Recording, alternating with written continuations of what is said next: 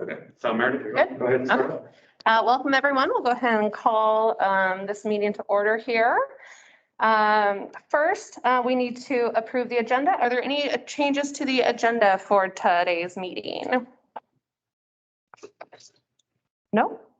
Seeing as that, we'll proceed with the agenda as sent out. And then we're going to go ahead and approve the minutes from the previous two meetings.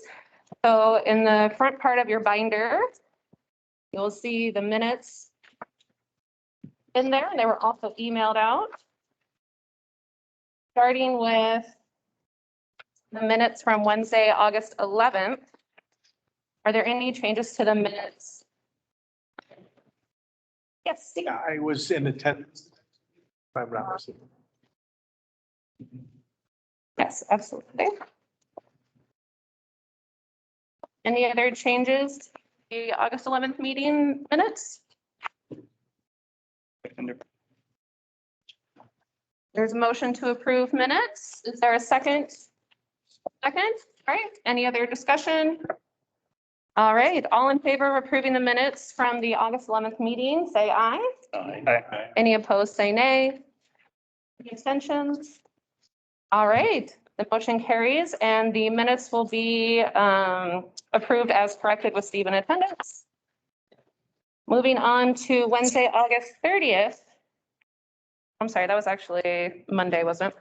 August 30th minutes. Any corrections to those minutes?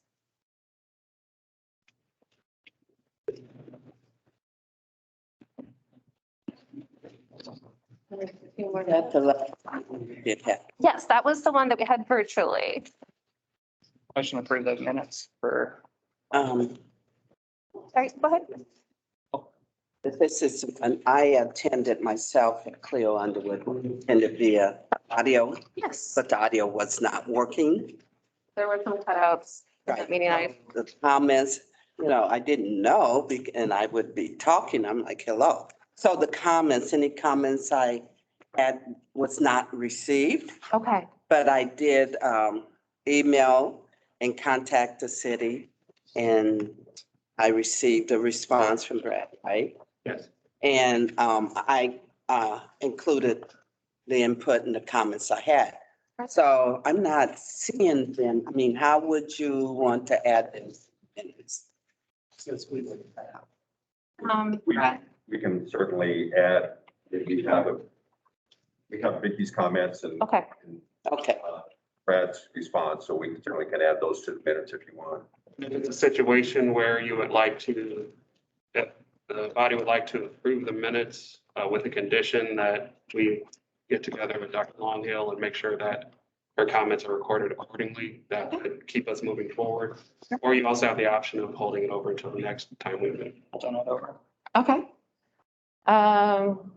I guess since you're the one that made the comments, what would you feel comfortable with? as long as they're included. Okay, So it doesn't matter. And I'm sure Brad said he would include it, and I did forward it to Brad and Clyde, and I think Christine as well. okay. So if you're comfortable, then we can go ahead and approve these on the condition that your comments are added. Wonderful. Is there a motion to do so? So moved. So moved by Scott. Wonderful. Is there a second? I'll second it. Second by Nate. Wonderful. All in favor? Aye. Aye. Any opposed? Any abstentions? Wonderful. Then the minutes for August 30th will be approved under the condition that Vicky's comments are added to those. Okay, next we are going to go ahead and do a little bit of housework here, the opening statement. If you would like to follow along, it's on the last page of the bylaws, right before the red tab that says Master Plan 2016.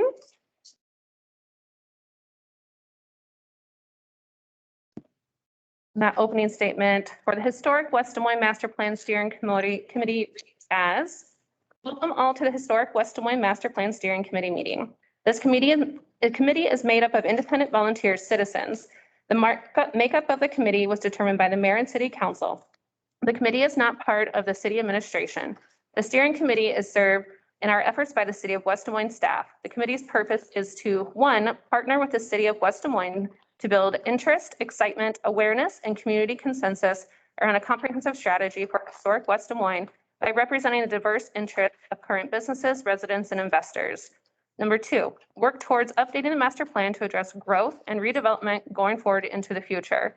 Number 3, make recommendations and provide guidance to the city council on matters pertaining to the creation, revising, and implementation of the historic West Des Moines master plan. It is our goal that the meeting is orderly. We encourage discussion, but recognize the fact that there will be differences of opinion. We request that everyone is shown mutual reverence and discussions are conducted in a respectful manner.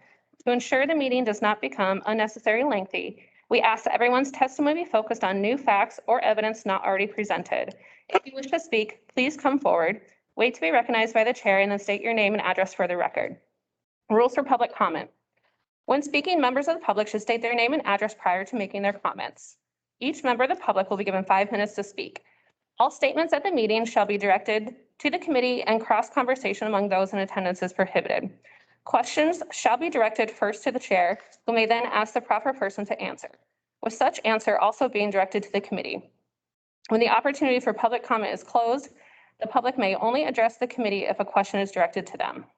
In closing, this committee does not make final decisions. All recommendations made will be forwarded to the Plan and Zoning Commission and City Council final action. So before we open up citizens forum, I just thought that we would do a quick introduction of everyone here for Mike and Aaron from TESCA. So if you want to start kind of going around the room and introduce yourself and your association with Valley Junction. To start? Ann Earl, owner of Nan's Nummies, plus a resident of Historic Valley Junction. Steve Freebird, Executive Director of the Historic Valley Junction Foundation, and also a resident. Mitchell Callahan, resident of Valley Junction. Cleo Underwood, longtime resident. Scott Hatfield, West Des Moines Plan and Zoning Commission. Nate Hahn, I'm a resident here and I'm part of the neighborhood association. Meredith Wells, I'm one of the owners of Momera business down here and also the board president of Historic Valley Junction Foundation. Mark Byock, 50-year merchant and landowner. Dr. Vicki Long Hill, lifetime resident of Valley Junction, president of the Valley Junction Residential Association, and executive director of the Eddie Davis Community Center. My name is Ralph Haskins. I'm a resident in Valley Junction, and I'm a member of the Neighborhood Association. Debbie Westfall Swander. I'm not an old timer. I'm a long timer in various ways. Own some properties. My mother started buying things a long time ago, so it's kind of a family business. I have the theatrical shop, former board president of the Historic Foundation, and I think this is just a great opportunity, so I'm all in. Had to add that little part. Brad, do we have anybody online? Yes, we do. So what we'll do is kind of start with, let's see, I'll just go. Catherine, if you'll unmute yourself and just talk to the group. Sure thing. Sure thing. Happy to be here. Thank you so much for offering a hybrid option for everybody. That's fabulous. My name is Catherine Harrington. I am the very proud president and CEO of the West Des Moines Chamber of Commerce. All right, and then let's do Julie next. Julie Eliason. I work for KCL Engineering. We're a business down here in Valley Junction. Been involved in various things in Valley Junction throughout the years, and I was also part of the first master planning update a few years ago. All right, and then let's do Steph. Hi, I'm Stephanie Tranel. I am one of the owners of Red House Remodeling and the property that it's located on. Thank you for having the hybrid option tonight. No problem. You're welcome very much. Got to use technology. The last one is Kay. I think she's just observing. Is just observing. Well, if she can just unmute herself and just kind of introduce herself so that we have you for the record. Hi there, Kay Scheller, the other owner of Momera and a former foundation board member, and actually during the time that TESCA was here initially for the first round of things. And that was everybody. Okay, we'll turn it back to you, Mary. All righty, perfect. So at this time, should we go ahead and introduce TESCA or do citizens forum? I'm gonna try to do citizens. Okay, that would be the time and place for citizens forum. If there's any public comment that what they want to address the committee on. Yes, Nick, state your name and address. Loggy, 136 3rd Street, longtime resident. I'd like to know why these meetings are not posted on the meeting site for the upcoming community meetings, city council meetings, and that kind of thing. This is a public meeting open to public access. Shouldn't that be listed on there? Clyde or Brad or And on that, The meetings are posted on the front door of City Hall. We also try to use social media as well to let people know that these meetings are occurring. we'll try to make sure that they don't get posted on the city's website, Nick, in the future, so. Yeah, That's great. we A can. lot of people don't know about it and they'd like to come. And I think that's something too that we as representatives can also help spread. I know Steve sent an email out to the business community regarding it. You know, your residential associations, if you want to post it on your Facebook pages and everything too, you're more than welcome to do so. Clyde, when you had that first meeting after the council set up the moratorium, you took everyone's name, phone number, and emails. Why isn't that being used? I haven't gotten one piece of information from the city at all using my email. Any meetings, what's been discussed, how to access the YouTube videos, that kind of thing. I'd like to know why all of a sudden it kind of. We should have, and that's a lapse on our part. We'll make sure that gets done in the future, Nick. Thank you. Thank you, Nick. Meredith, Yes, Debbie. thank you for mentioning that because I was just thinking myself with all of our technology, we ought to be able to have people just tell us if they want to be informed about when the meetings are and just automatically send out a notice for that. So there's obviously the interest and I'm sure there's the technology and the more we can communicate with all segments, as we've reiterated many times, then I think the stronger our success is going to be. Absolutely. Any other comment for citizens forum? All right, seeing nothing, we'll go ahead and close citizens forum and proceed. At this time, the next item on the agenda is to review and discuss proposal for restroom facility at Railroad Park. Sally. So if I can kind of set the table here a little bit for this discussion. We have Sally Ortiz and also Dave Sadler with the City of West Des Moines Parks and Rec. They're going to be talking about the bathroom shelters at Railroad Park. You guys should have, I was hoping everybody received email of the plan itself. We also have a plan that we passed out this evening for you. A little bit of history on this. This project went to the city council last week on the 7th. And it went forward to them as a minor modification to an existing plan. That existing plan was approved by council back in 1999. And the minor modification is something that typically moves forward without too much of an issue, but because of the moratorium, it was brought forward to our city council. The city council, in their wisdom, decided that they would like to get input from this board or this group get their opinions for it. This is a situation where what we're doing here today is basically making recommendations to the city council when they look at the contracting for the construction of the project. And so I'll let Parks talk about the date for that. But whatever we come up with today, what decisions or recommendations we come up with today will then be forwarded to the city council, and the city council has the ultimate decision on what will be going on. So with that, I would like the committee also to make a motion and vote on the motion, whether approve up and down or you want changes or what have you. So if at the end of the presentations and we finish discussion, then we would like a motion. And Sally, if you could maybe explain too, the difference, what's changed from when we entered to this minor mod, I think that would be helpful to the group. Sure. As, well, I know almost everyone here in the room, but those of you who don't know me, I'm Northeast Director of Parks and Recreation for the city. And like Brad said, the original site plan for Railroad Park was approved back in 1999.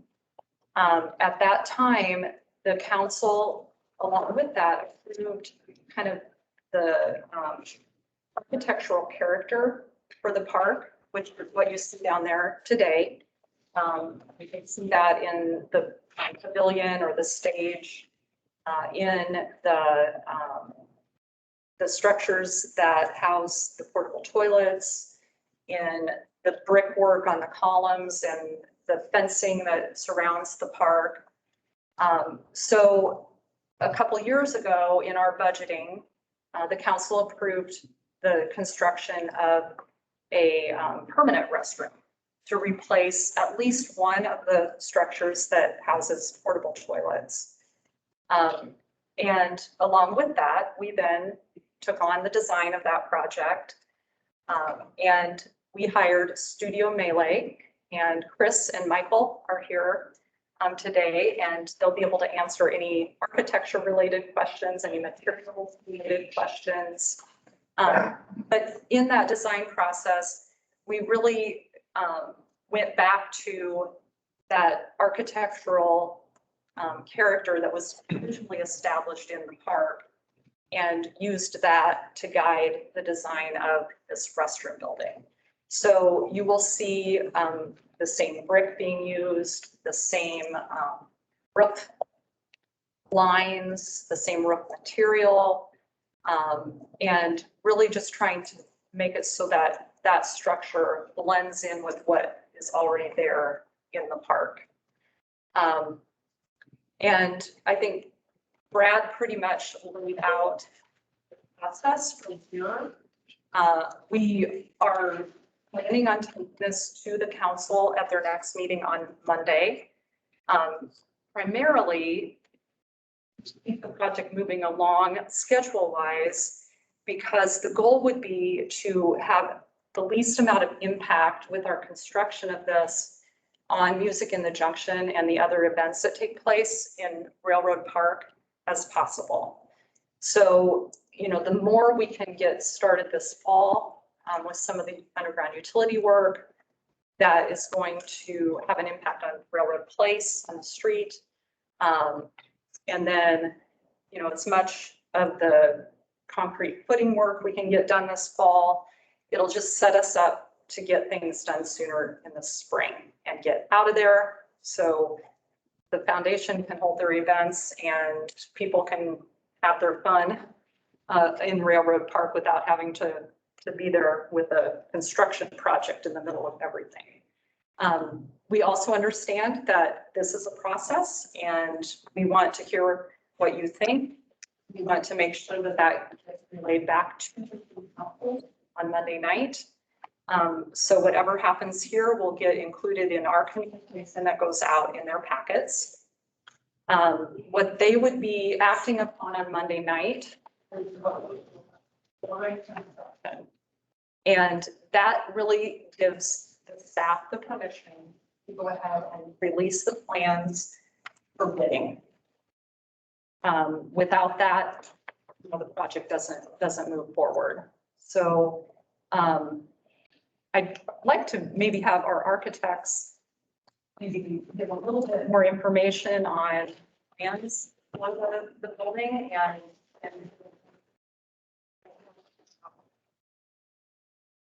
so Chris and Michael. Thank you for having us.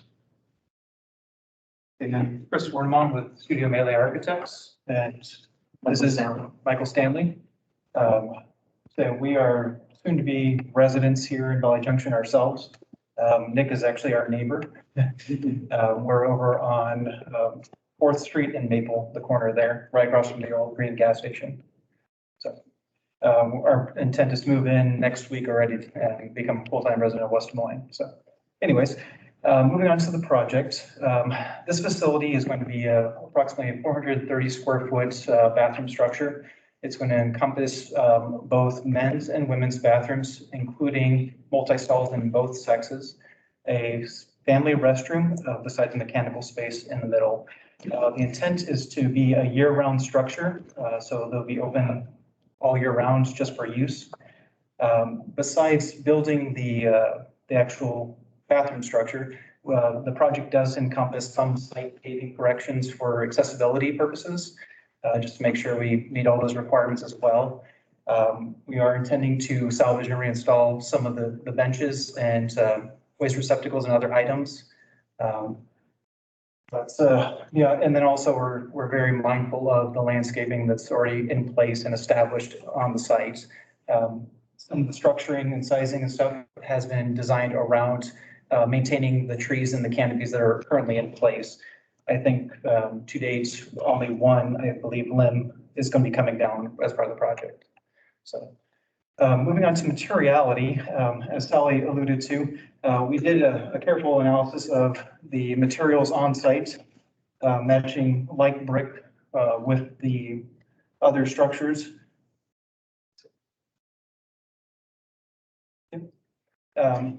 The green roof, we are matching standing seam metal roof to match it exactly the same. The underneath side of it, I don't know if you can really see them in the renderings, it's going to be an exposed wood deck to mimic what's already going on at the little grandstand area there, as well as match the existing structures.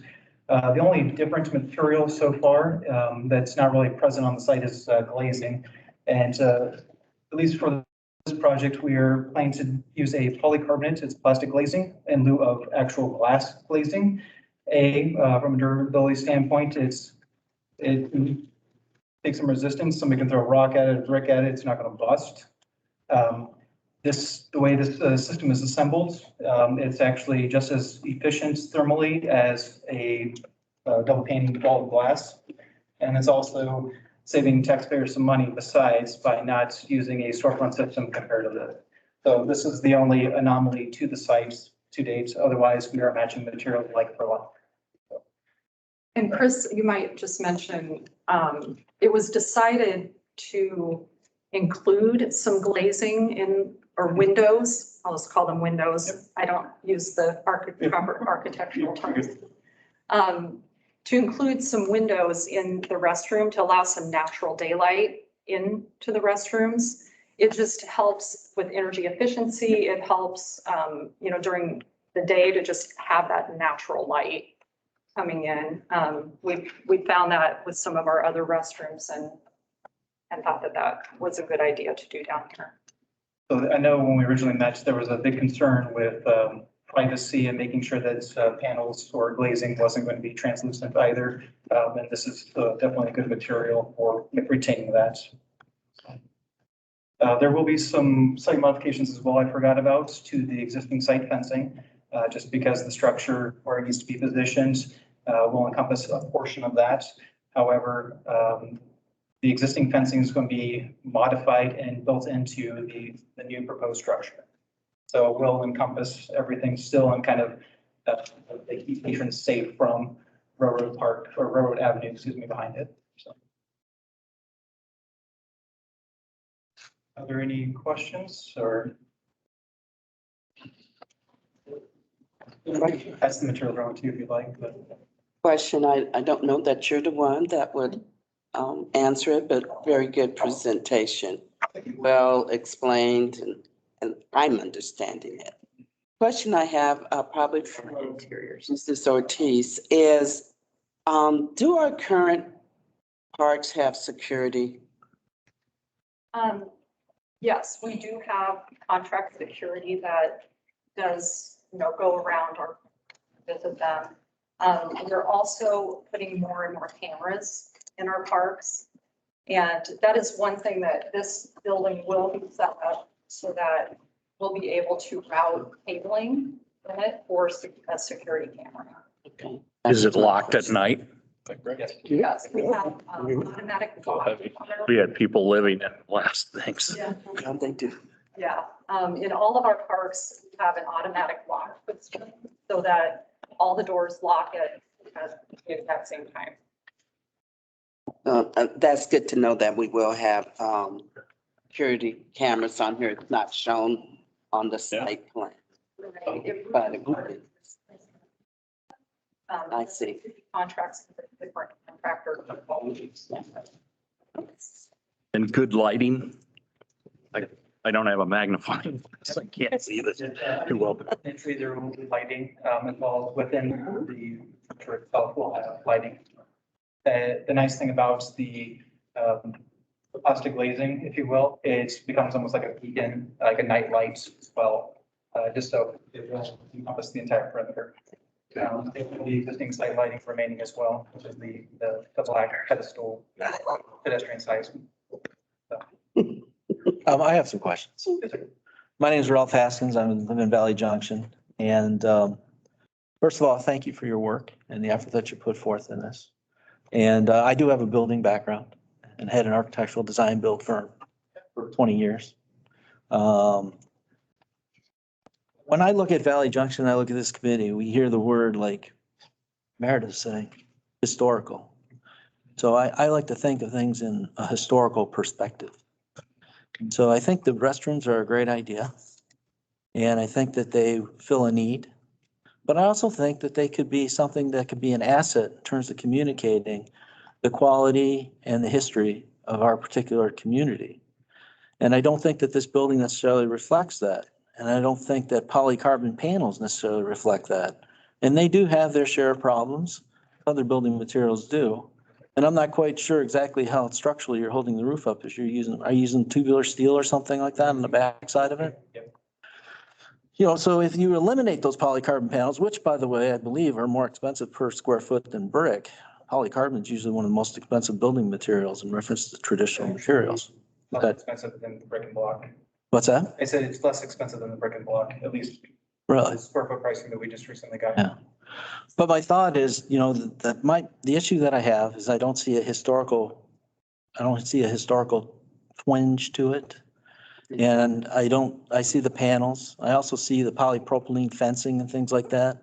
And I don't know how well that's going to hold up over time.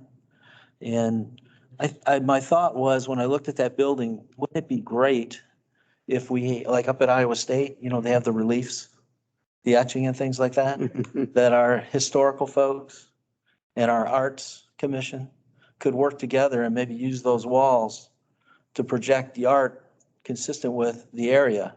It could be the trains, it could be the antiques, it could be the speedway that people talk about that I just recently heard about. Those things could be etched in there, and when people come down Railroad, they would be able to see something of significance and something that's attractive. Not to be critical, but this reminds me of the bathrooms at the State Fair. And I don't think that those are architectural wonders. They serve a good purpose and they're functional. In dealing with the polypropylene panels, I always think of things too. Again, being involved with building products that people aren't necessarily familiar with in terms of proper care.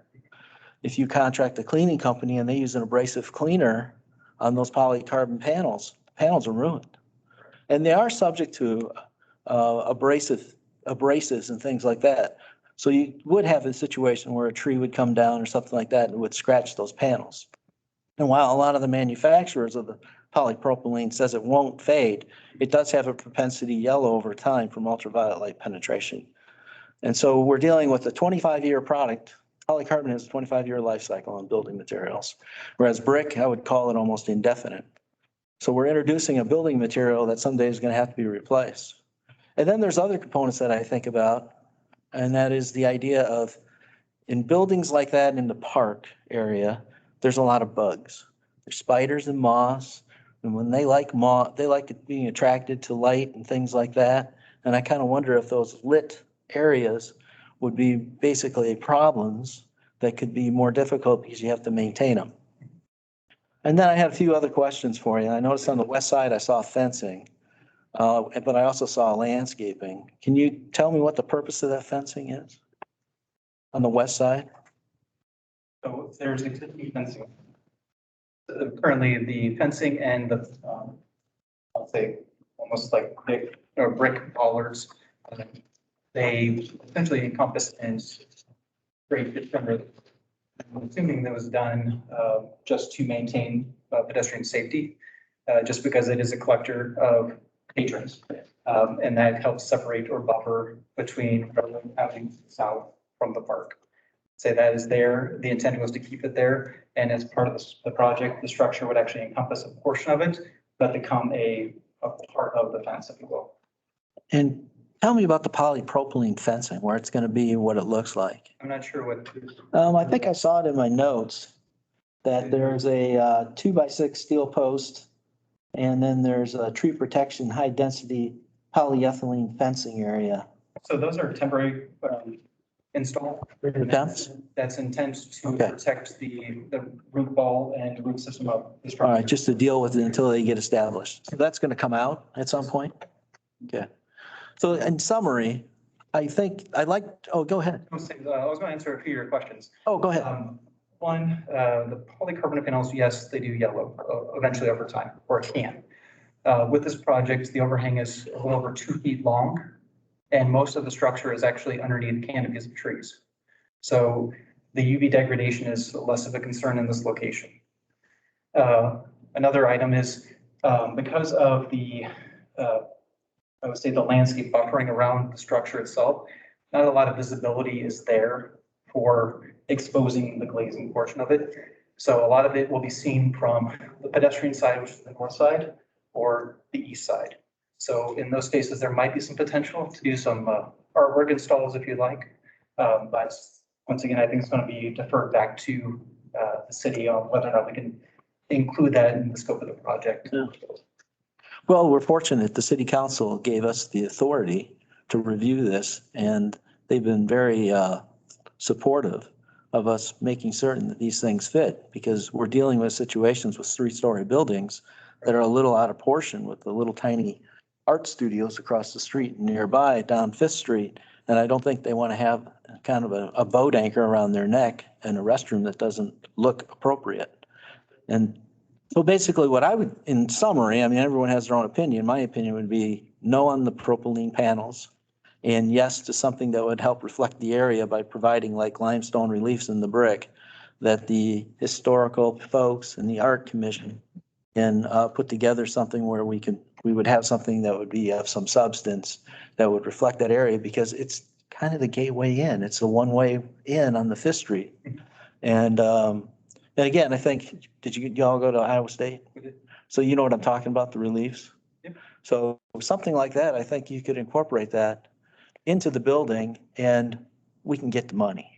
I don't see that as an issue. Okay. But that would be my recommendation. No on the panels, all brick, and then a consideration of bringing something in there that just has some character that people can enjoy. Thank you.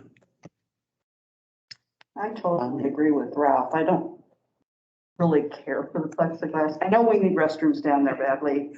I would go with it, but I'd rather see some smaller up high windows than plexiglass or whatever it is. It is a point. The ideas that I'm communicating to you now would not have any impact whatever with your construction schedule, because everything else would be the same. The only difference would be basically you could go to a truss. I'm assuming are you using that for the truss configuration for the roof? It's stick built. Stick built. So stick built's not going to change anything. You'd actually save some money on the steel, and you'd save money on the plastic, and the brick would be easy to work with because you're only looking at a foot of brick. So from that perspective, you wouldn't have to hold up any of your construction or change anything else with the exception of maybe creating an area or a mass to allow for those reliefs if that was something that was adopted by the group. Any other comments? I think the embellishments, history and stuff on these walls, which are pretty big, is a very good idea. It's something that I think we can have a lot of input on from the local people and the local businesses and not having much to do with the construction, but that's a lot of surface to deal with. That would be visually interesting with, look at how many people are in Railroad Park on Thursday nights. And it is the entrance to Valley Junction, so it could have some history in it. Just to provide scale to that structure, the stone band coursing right below the plastic glazing is 7'4" tall. So just to let you know that you're seeing 2 feet probably of the polycarbonate panel above. Yeah, and that banding could go away. And again, you'd save on it. I'm assuming you're using limestone for that or? Cast stone. Or cast stone. Cast stone. Not a thing. But yeah, I think, I mean, it would require some modification to the elevations, but nothing structurally other than eliminating the tubular steel, which again, saves you money, saves you time. It gets built faster. Then the parks department gets a bathroom sooner. So everybody wins, right?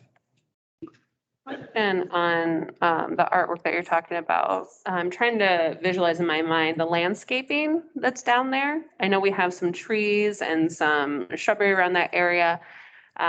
Is it anything that would block that though? Like, would people actually be able to see that unless you were right up there? You can put it on the front too, on each side of the doors, or? The only portion of the structure that's going to have full visibility is probably the north face and part of the east. Because there's a lot of vegetation to the west, and it's kind of already encompassed by low vegetation and some trees. And then there's a large tree that we're maintaining to the south that has 3 branches coming off of it that will actually encompass a lot of that top elevation.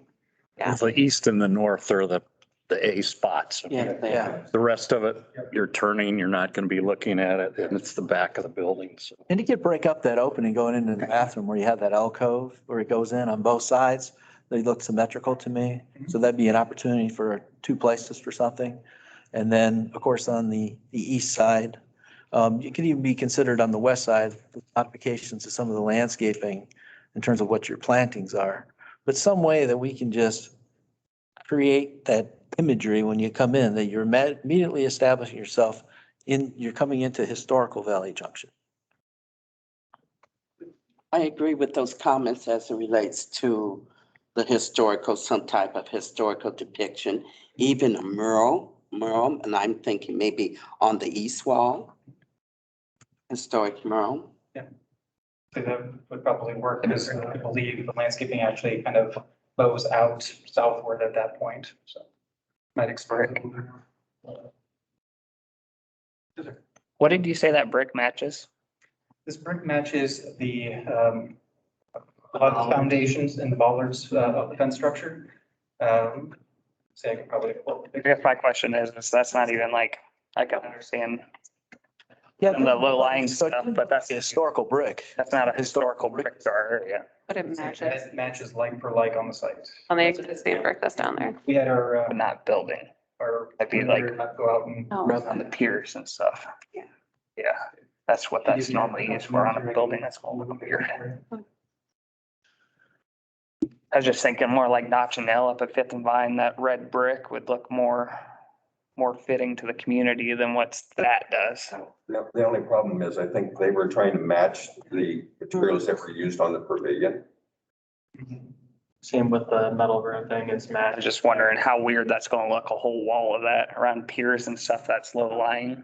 That's what that's almost designed for, but a whole wall of that, I don't think it's gonna look. That's why you need to break it up.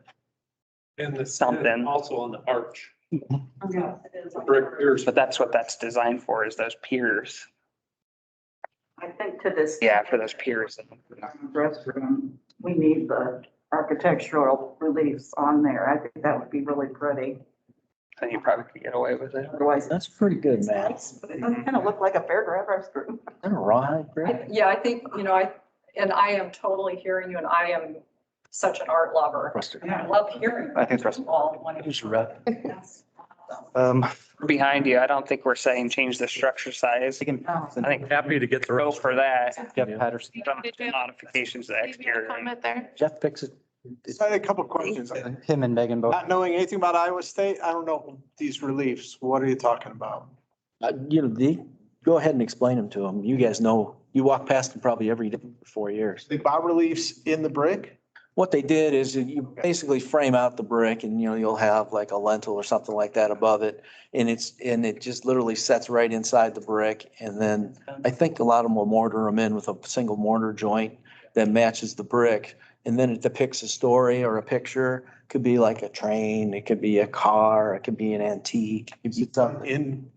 In the actual brick surface or? Come as panels. Is it And cement? you buy these panels, you establish the artwork and then they take it and they water jet it. Is that right? I think they water jet. They'll take limestone panels and cut them to fit. And then they'll water jet an image on there based on whatever you want for art. And that way you get like a picture. So this has nothing to do with the polycarbonate above? No, this is in the brick where basically you would be similar to what you were talking about for all practical purposes, where you would have something that represents, let's call it stone signage or stone art or whatever you'd want to call it. I don't know. I bet you could pull it up on a phone from Iowa State, couldn't you? And could it be done, like, could this building be built like this with that then attached to it? Or is it going to have to be done as part of? That's in your block. Masons do it when they do the mason work, usually what they'll do, I've only done a few of them. What we did is we created a oriented strand board panel that's structural. And then we inset that and we drop the lintel across the top. And then when it comes time, the last thing you do, because you don't want to wash and etch the brick with acid with that there. You put that in last, so that way, and then you seal it, because it has to be sealed because it's porous, and then you're done. And then it'll last forever. So then my other question is, are we being asked to approve this design as is, or what's the process? Well, that would be one option, to approve this as is. Anything else is going to be then a different recommendation to the council. And along with that, we're going to have to determine, is it possible to have the plans in a state where they can go out for bid after the council would approve them on Monday night? Because if not, that's why I was asking, is it something that has to be integral to the building? Or is it something that could be added on, could come later? It's really not a big deal. And you guys use Revit? Is that what you're using? They could have that modified on a set of plans in 2 hours, couldn't you? Oh, you're at Revit. No. It's not a difficult task. And if we agreed to not do the plastic panels, that would be a simple modification too. It would take a little bit. They would probably redraw the roof. Well, it's stick frame, so it doesn't matter. It still stays the same. You take out all that tubular steel. Yeah. It's going to be a little bit more complicated than that. Well, yeah, it always is, right? Yeah, so. Yeah. But we're going to make it sound so easy that you're just going to be dying to do it. Yeah. Debbie? I support, or I understand the choice of the brick because we don't want to have neon lights, bathroom, although some people might want us to have that at some point, just for their own personal directionality. But I think that the choice of the matching brick makes that part more calm and less intrusive as far as a bathroom building is concerned.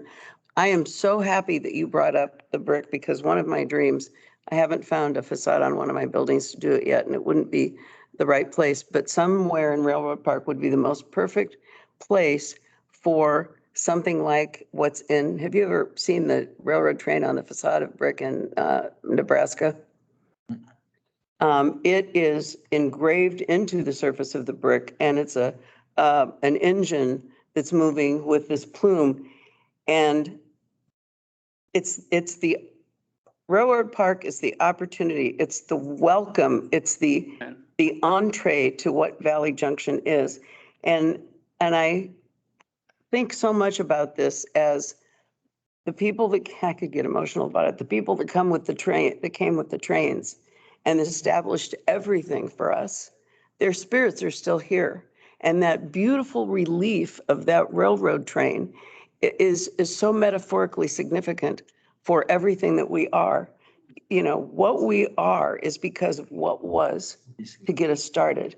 And whether it's on this building or whether it's on, in some other way, Do is you, to take that when you're all done with the break, amazing take those and slide. entryway and to tease people with the soul of who we are, I think would just be amazing.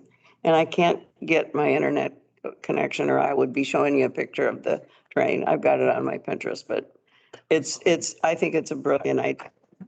Get something on there in some way. Let's put it back on you. What concerns do you have with going this direction? I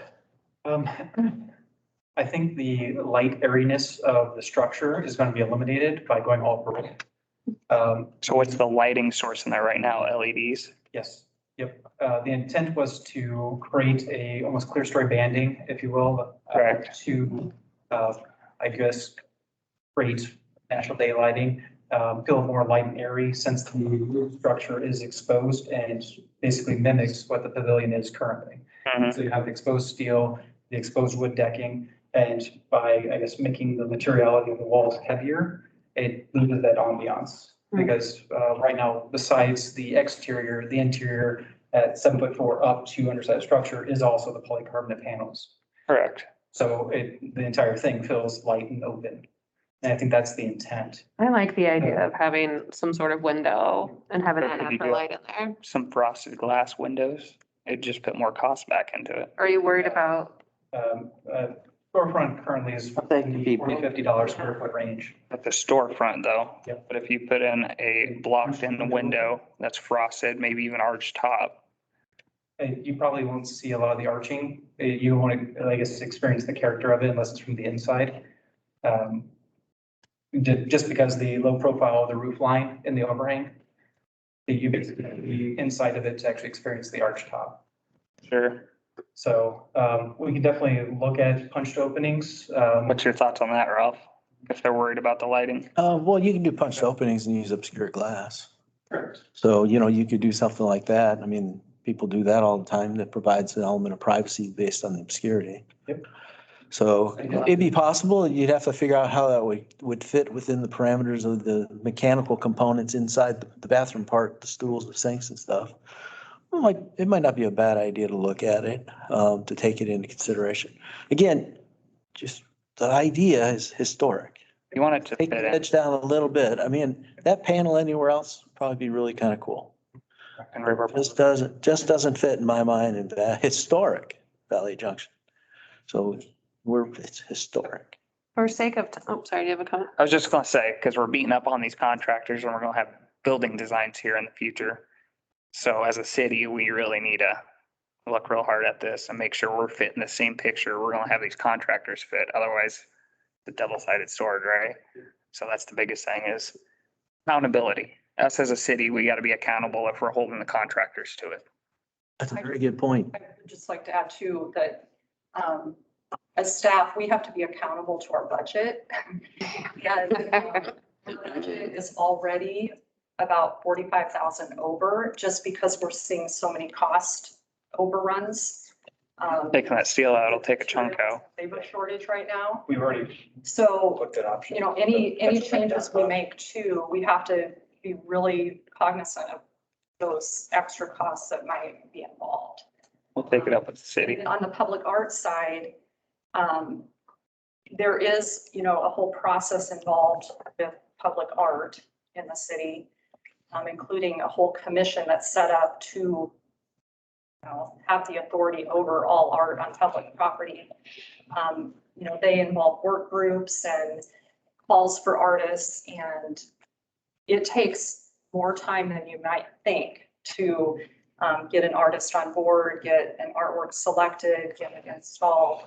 So, you know, like I said, it's awesome hearing you want art. I mean, that is like my dream to hear that. We just want to make sure that, you know, that process doesn't end up, it could delay this a year. Yeah. You know, by the time we Oh, get, thanks. by the time we get an artist on board. Yeah, comment again? Yes. And I think it was Urbandale when they did their signage. It was like the next year they put them in.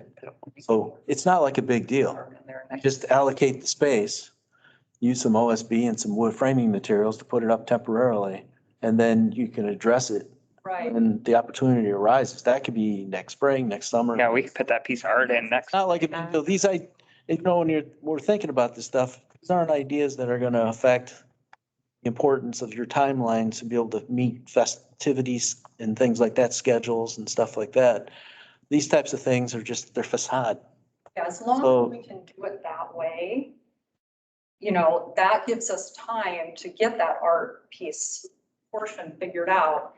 The other thing, again, I have to bring up is our budget for public art is not large. And so, that commission really is the one that recommends where these. Well, I think that idea of bringing the community, we need to bring these, okay, so this is a bad probably thing to bring up, but we have the acrylic art show up in Valley Junction.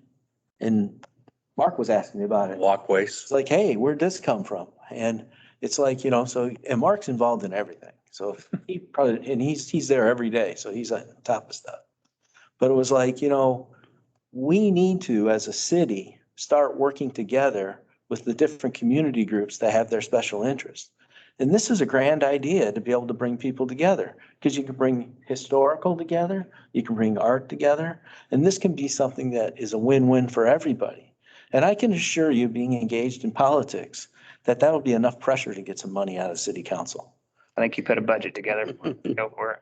For sake of time, because we're already approaching 5:30 here and we have some other items on our agenda. Are there any other comments that need to be made, or can we go ahead and make a motion? I think I just had one question. It looks like on the north elevation, the doors are parallel to the pathway, but maybe I'm reading the perspective incorrectly. Are they actually perpendicular to the pathway? So there's an inset that is created on the front of the building where men's on the right, women's on the left, mechanical and family are on the straight front. So Oh, okay. The men's and then on the other place, we don't see the front. Okay. Can I just ask one more question? Again, easy for me to say or to do, but would you have an opportunity to do a mod with Revit that reflected these ideas for comparison purposes? We definitely can. I guess we would have to lean to or look to the city to allow us to do that study, because once again, we're adding time in the project by doing so. But if that's. I got a hesitant 2 hours out of you, so 3 hours, I'm sure they would go for that. Because conceptually, it's pretty easy to change facades. But I guess I'll make a motion to, it's gonna be a long one. My motion is to accept the building design and the footprint as designed with a hold on the exterior materials and the polypropylene until it's determined by the city council or by this group how we want to proceed. That'll be my first motion. I'll have a second one. When you say exterior design, what are you referring to, Ralph? What's that? Get rid of those panels. Okay, that's, so that there's no misunderstanding. What do you mean when you say hold on the exterior design? What do you? I'm talking about the exterior materials and the polypropylene but the rest of that, see, they can go ahead and start planning it all out. And they can do simple mods to be able to get this prep for bid. Because you're talking about just two things that you have to change. It's not a difficult task in CAD. And so I'm saying, I just feel like based on what the parks is saying, based on the time of the year it is and things like that, I don't want this just to go dead. And then 2 weeks we have another meeting. I feel that what we could do is we could progress ahead because of all the other things that are going on. They have no effect on what we're talking about here. Obviously it'll have an effect because you have to order the polypropylene panels. You have to order the steel. None of which you have to do in my idea, to be honest with you. That all goes away, which to me is cost savings because you're using more of a mono material.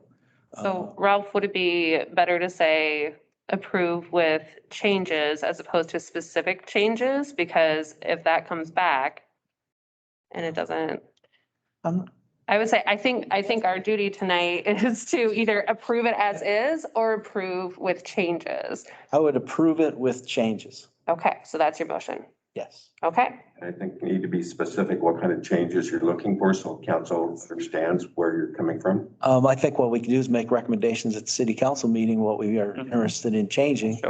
And that way we can advance with that and then move forward with the architect. I think we need to include that though in the communication that goes to council ahead of time. Okay. What's that? We will need to include the changes in the communication that goes to council ahead of time. Oh, sure. Oh, That's why. When are we going? So he wants to do it away with panels, which would lower more brickwork going up to replace it. And then in the front, on the left side and the right side of the door, east side and the west side. Add relief panels. Yeah, like a relief panel with artwork in it. That's gonna be based on what the architects come up with, what you guys do. I know it's good done, and I know there are opportunities and good visual placement for it. But, you know, that's gonna be your thing. You're gonna look at that and you're gonna look at where the cars are coming from, where the people determine that, because they are expensive panels and you use them judiciously. And, you know, especially like at that entrance where what Mitchell was saying, you know, that I think somebody said something about that opening there, that vestibule. That's a great place. That could do it. What's this? You're talking about some type of insert that you can insert some type of architectural panel. Yeah, is relief the right term to use architecturally? Your relief on the out. Yeah, so a limestone relief. yeah. I didn't mean to. Bit of a train. I'll search you guys at time. But Deal with like you're adding, they have to now go and spend time between now, before city council Monday, who's gonna like add to the cost that we just heard are running over. Well, I guess They're not just volunteers up here. if we go with volunteer, yeah, I like that. Well, you kind end of the day. I think. Do you want the taxes to go up to pay for all this? Like, Prudent changes. And then I think maybe we have a small working group just draft up some of those recommendations for the council to review. I think the problem is that she has a staff report that she has to turn into the city clerk on Friday. Okay. Actually, it's tomorrow. Tomorrow. Yeah. Is that or we can vote it down now? So what you're saying is you're talking about really a delay, which means she's not going to be able to go out to bid Right. and ask the council to authorize going out to bid. So Clyde, what are you recommending? Because obviously you're not agreeing with us. So let's hear what you want, Clyde. Make it clear. I think that if you're, excuse me a second. Here we are, we're playing city games again. Okay, if you're talking about like changing the architectural design so that you can do an insert type of architectural panel or artwork, something like that, okay? That's something that we could incorporate into what you're suggesting to the council to do, okay? If you're looking for being able to have additional input into the architecture and stuff, you know, then you need to say that, but understand that by saying that, you're going to cause delay in the project. By definition, everything is architecture. By definition, in terms of what my recommendations are, and you guys be open and honest about it, it doesn't reflect on anything that affects scheduling or anything that would affect the building. It does, because you have to have a set of plans that what he's going to do is going to the council, say, okay, we want to send out plans to construction companies to build this project. So so it takes another plans. They won't have construction plans that they can send to a contractor, say, build this. So it takes another week. You're talking, when was this thing approved? 99 or something like that? Plan was. That's tight. That was the original site plan. Oh, site plan was? One is, they've been talking about this. I mean, it's a joke at city council because they call it the Trevilian Pavilion. It's been going on for years. And so it's like one more week is not a big deal. It's not going to bust the bank. I mean, obviously we want to get going on it out of respect for parks because they want to be able to make this something useful for spring. Understand 1 week is not 1 week because it's council meeting schedules. Yeah. So it's not, if you're not doing the 20th, then it's the November or October 4th meeting. Why weren't we brought this earlier so we could have time to work on it? This was a minor modification, which typically, it's by its name is minor. Okay. The original plans were approved in terms of the design, how it would look, were approved back in '99. Wow. It sounds, Debbie, you had a comment there? Well, I think in a way we're playing catch up because we have a new organization, which is great. And if we had existed a couple of years ago, or if we had picked up where we left off, then we might have been involved earlier. We have to deal with the way it is right now. It seems that the two issues are this and then the potential for artwork. Is it possible? I mean, I would think that it would be, in my mind anyway, to have a surface mounted art or mural applied type of artwork so that the building can be built, but the type of art added to it could be applied onto this design, which would allow them to move forward. What we're talking about allows you to do that. Okay, so the issue really is this. So how about The structure, the design plans, the structure, if there's going to be short windows at the top or bigger windows taking up more space, that's going to affect the plans, which is going to affect the timing. So is there a way to accomplish your objective with this with keeping the plans? Is there a way to somehow get into a compromise between those things? You're the experts. I'm thinking, if I may, please, I'm thinking that, because I would have unreadiness in voting unless we get this clear. I'm thinking that the approval of the plan is one thing, then with artwork can be considered or designed for maybe, it might be years to fit it in the budget, to sound like you're saying, and to go through the art process. But to approve it as it is, the design, and then the second motion be that artwork for the artwork. So let me restate my motion then. We're going to make a motion to approve the building subject to exterior material review and potential changes. That's too open-ended though. Yeah, Well, I'm just trying to create the scenario understand. where it works for you, you know?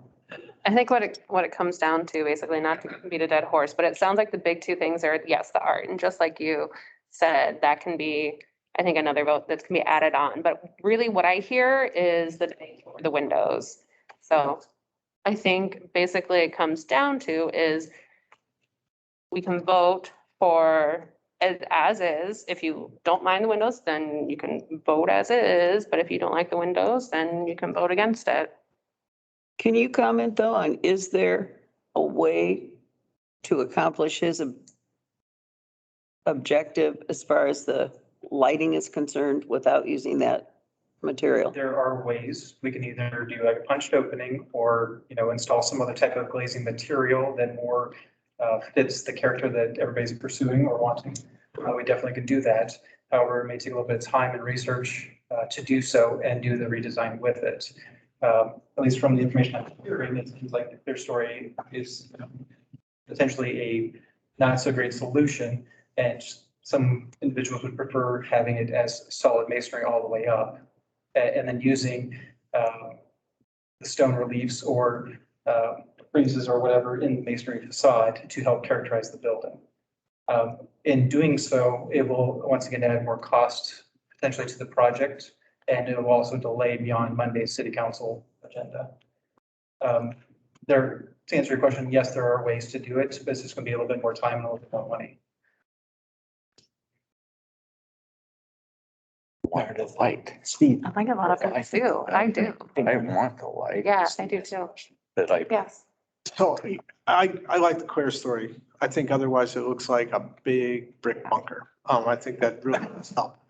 So the question is is that installed in one length? Are they in Legos? They're like, So if something's damaged or it's colored over time, how difficult is it to snap that out? So they have a base plate on this bottom mullion here as well too. So there's a rubber gasket, so the whole thing's helps against insects and everything else. They do have tapes that go on top and bottom to help eliminate insects inside the panels. They're self-wicking. So you just gotta remove the gasket. And then the panel, like this one is, you can pull out the section and just pull apart. Okay. And whenever they go back to put them together, Okay. come together. So damaged panels could be replaced without a lot of cost, correct? Okay. They'll be a different color. Yeah. They're gonna be a different texture and every run Also differently. not necessarily going to be exposed to a great deal of UV. So the track's different size so they can go up and back in? Okay. There's a little difference that on top, and then the top is actually got a split line. Actually, if I can kind of interject here, we got about, it's almost 6 o'clock, and we have our consultant that is come in from out of town to help us work on the master plan itself here. So we do have a motion that's there. We would need some detail on that. You know, just saying materials. They need a little bit more detail than that, because the first question that will happen is, well, what does that mean? So if we can kind of clean that up so that we can move on, would probably be best, considering that we have our consultant ready to do their work, and we have about 1:15 to try to get it done.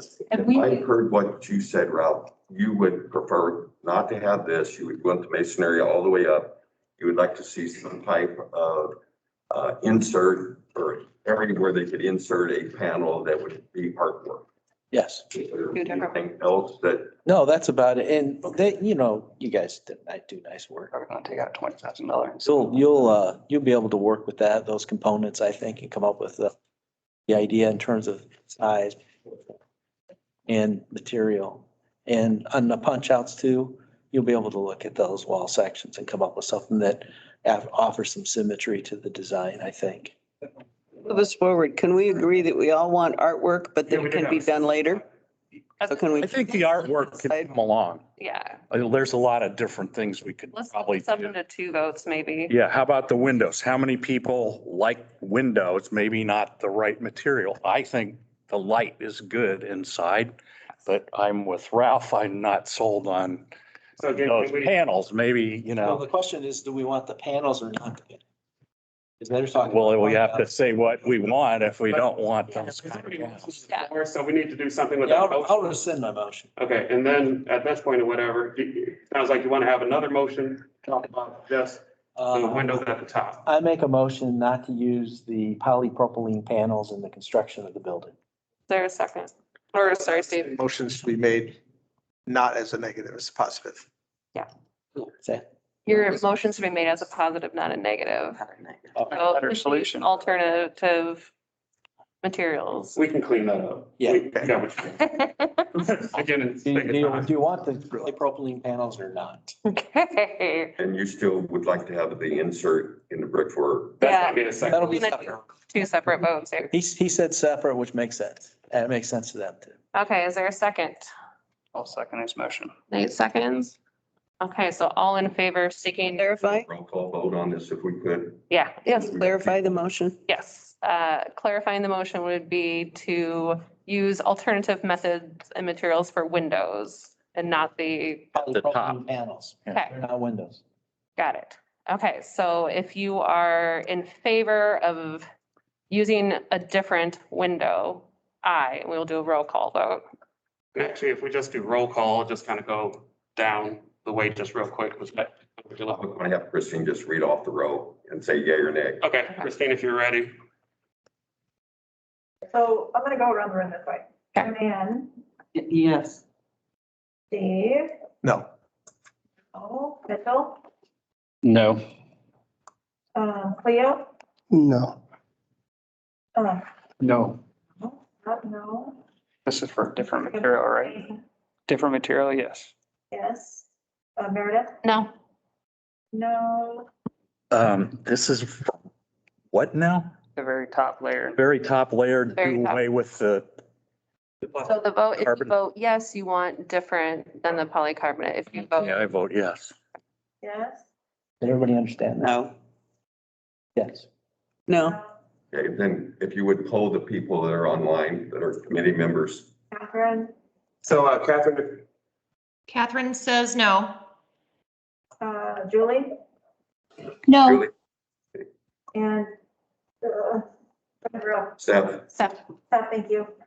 No, I'm fine with them as presented. Cost we could have cut out of that budget. we need a different motion then since that, what's the vote? 4, 5, 6, 7, 8, 9, 10 no's and 1, 2, 3, 4 yeses. okay, so, I'll make a new motion. well, Make a motion to incorporate limestone reliefs in the building plan. we had to. I'm sorry. So the nays have it, and that motion does not pass. Yeah, new motion. Correct. We just had to finish the process on that one. Thank New you. motion is to incorporate limestone reliefs reflecting the community in the exterior design of. Is there a second? Can I ask a question? Yes. Is it possible for you to rescind that and reform it to not specify what type of art, but some kind of artistic enhancement to the building? Yeah. Because then we can Give me some consider. advice. Okay. How do you want to say I it? agree. At a later date. Well, if you're talking There's a about lot of type of options we can do. panel that can be Artistic. inserted into the side. I don't think it should be that specific. Yeah, like because- reliefs. You know, It but could be but that. we could talk art. We can just start out with that. And then Yeah. they can go Say addition. path, and maybe they come up with something better. Who knows? Can get volunteers. Good with it. I know. So your motion is to have a later date addition of art into the restrooms Incorporate. incorporated? Okay. Is there a second? I'll second it. Mark seconds. All right. Do you want to do a roll call vote again, or are we good on this one? Okay, roll call vote. Oh, my gosh. and actually, again, so I make sure that I have understood, is this actually inset into the wall or is it a separate? Into the wall. Good. Well, how it's stated now, it's just artwork. Yeah, we're stating it's artwork. Just artwork, Intent okay. is to put it in there so it's permanent. Got it. All right. But not before it, Dan? we get Yes. approved. Maybe the art would get a later date, because that would be my unreadiness, as Yes. long as it's. No, I agree. Anything else? Okay. Scott, Yes. Nate, Yep. Meredith, Yep. Mark, Yes. Vicky? I'm going to abstain. Sure. What? No? Yes. Yeah, but date Catherine? has to be after. I didn't get Debbie last time. Make Yes. clear. Thank you. Sorry about that. Catherine? You're muted, Catherine. Rookie mistake. Catherine says yes. Julie? Mistake. Yes. Yes. Okay. All right, the ayes have it and the motion carries. All right, so moving on. Thank you, everyone. Oh, thank you, Sally, and thank you as Now, well. what's the final proof of whatever we just? Approval is to include art at a later date. That way it does Later not. date was not included, but to approve To art. approve art, correct, to approve art. That's- Thank you. Oh, sorry. Yeah. Okay, so. All right, thank you everyone for all that conversation. Next, we're gonna move along to the introductions and discussions of historic West Des Moines master plan updates. We'd like to bring Mike and Aaron up. Sorry. So, real quickly, I'll say something. You know, we have quite a bit of experience with Tesco for doing the plan that was adopted in 2015 or accepted in 2015. We reviewed how they propose to carry out the update. Everybody's in agreement with that. And so we're starting the journey. So I'll let Mike and then take. Thanks, Clyde. It is good to be back. We had a chance to walk around a little bit and do a little walking tour. And it's amazing how much has changed just over the last 5 years. Restaurants, lots of great things going on and some challenges too. I can see there are challenges with some of the architecture and things that are fitting in. So I completely understand why you want to take a look at those things and connect to do that. My name is Mike Hoffman with Teske Associates. I'm a vice president with the firm. I'm the project manager for Historic West Des Moines. project previously. Erin Sigliano is with me today. She was also heavily involved in that relief plan. Erin's role essentially is to lead the engagement process, and she's going to be talking about that in a second. I'm kind of the overall project manager for this effort. We've also got other people, attest associates that you'll see at other future meetings, but you'll be primarily us two at every meeting, and then some other people filling in depending on what we're working on at that particular time. We also have two other firms working with us. We have Bauer Latoza, who's an architectural firm specializing in historic preservation and downtowns and those kind of things. Done a lot of work, and particularly around suburban Chicago and Libertyville and Lockport and some other communities that we worked with before. That is a really good firm that's going to help us, particularly with the design guideline portion of the project, and making sure that what is proposed and outlined here will fit the character of the community, like you guys have been talking about for the last hour. So we're excited to have them a part of the team. We also brought in another firm that I actually have not worked with yet previously, but Clyde mentioned them to us, and I thought it would be a great addition. It's a firm called Small Nation in Ohio, and it's a really interesting group of folks that have done some fantastic redevelopment of the downtown area in Ohio, and they really bring all facets of the development world to the table. They've got entrepreneurs on the team, they've got marketing folks, they've got architectural folks, they've got the whole picture, and I've done some really good things, and I think we'll bring some good discussion to the process. So we've set up a workshop early on in the process, and we'll talk about that later in the night about when we schedule that. But we're talking about best practices, what's going on in other communities around the Midwest that we can maybe borrow some ideas from, the character and the flavor of historic West Des Moines. And so they'll be a big part of that effort. So you will see them at that particular. I think I sent everybody a copy of that article talking about Small Nation. So It's also in the binder. yeah. So there you go. So that's the kind of the consulting team. In terms of the process, we've given you the timeline here, but basically there's 4 pieces of it. It's really kind of understanding where we are today, right? So it's understanding the market, the characteristics, what's transpired over the last 5 years, what are the trends, what's happening in the marketplace in terms of residential, commercial, all of those kind of things. And looking at the parking situation in the community, doing some more detailed in-depth analysis of parking, both in terms of how it's utilized today, how it compares to the zoning standards, what we think is going to be necessary in the future if we add additional residential units or other kind of things in the area, and giving you some projections in there. So it's got a detailed look at that, detailed look at the market, and you can see the other things that are listed there in terms of doing a housing analysis, certainly understanding land use, buildings, property maintenance, all of those kind of things. It's kind of getting a good handle on where things are today in the area. Then that'll probably take us mostly to the end of the year. Then we're going to have a session where we're talking about vision, where we want to go in the future.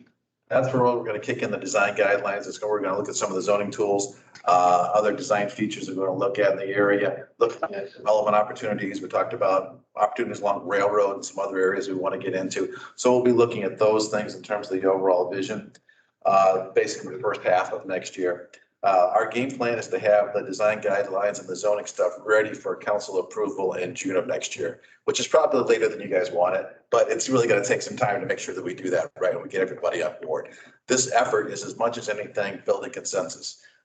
We just had a discussion for the last hour, and some people thought one thing, right? So we got to build consensus, and building consensus takes time. You can't do it in 1 hour or 2 hours, right? It takes some time to do that. So that is part of the timeline process that we've got here. Then we want to spend some significant time talking about how do we continue to achieve this? How do we implement these things? How do we carry these things forward? What kind of funding is necessary? What kind of partnerships are necessary? What are the tools that are in place to help fund these things and make some of these things happen? So that'll be the focus of the last part of the year. Our general game plan is to have a draft plan to you about this time next year. And then we've left 3 or 4 months at the end of the process to make sure that everybody's on board, reach out to all the appropriate groups and make sure that everything is happening now. The other really big component of this is the community engagement piece. That's going to be happening throughout the process. Erin's got to talk. Go ahead, Erin, talk about getting the word out right now. Go for it. Okay. Well, Mike was pointing to the schedule. I think that's a good place to start. So if you look at that first front chunk on the top of the schedule, it really kind of highlights this is really going to be effective throughout the whole duration of the project. While I was involved with the prior master plan, I'm so stoked to be back here today, and I'm an engagement principal. You all are a huge part of this team. I think, Mike, did you also pass out the community investor. Doing that right now. Okay. Excellent. We are, as already has been hit on tonight, we really need to reach all interest groups, all parts. We want to hit that on the digital front, social media marketing. I hear marketing is something we need to do a really good job of hearing about this. We'll be supplying invitation text to, we'll be supplying with social media graphics to neighborhood organizations. And so we can really get the word out on the project, on the workshops, on the different. There are a number of different aspects to the inclusion that I just want to put on real briefly. And one is, so the last website we had for the master plan was Historic West Des Moines.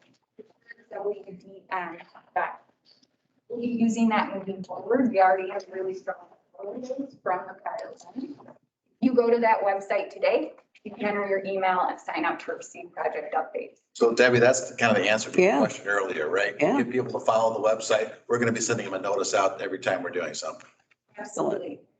We want to dovetail that with workshops, a lot of the aspects Nick was hitting on. We also are considering door hangers. You know, we know that not everyone uses the website, so maybe we put a QR code and go around to the residences and are able to do it that way. We welcome your input. We want all your ideas on how to get into the groups and make sure that everyone is involved in this process. As Debbie was saying, all sectors. With that, I'd ask if there's any questions regarding. Yeah, anything on the overall process or whatnot. We didn't want to spend a ton of time going through it because, you know, we've already got the proposal, but we didn't want to hit the highlights and particularly give you a chance to ask any particular questions that you had regarding any of that.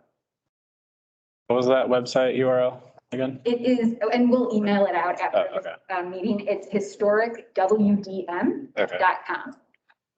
If you go on it now, it's got a nice video celebrating prior master plan effort.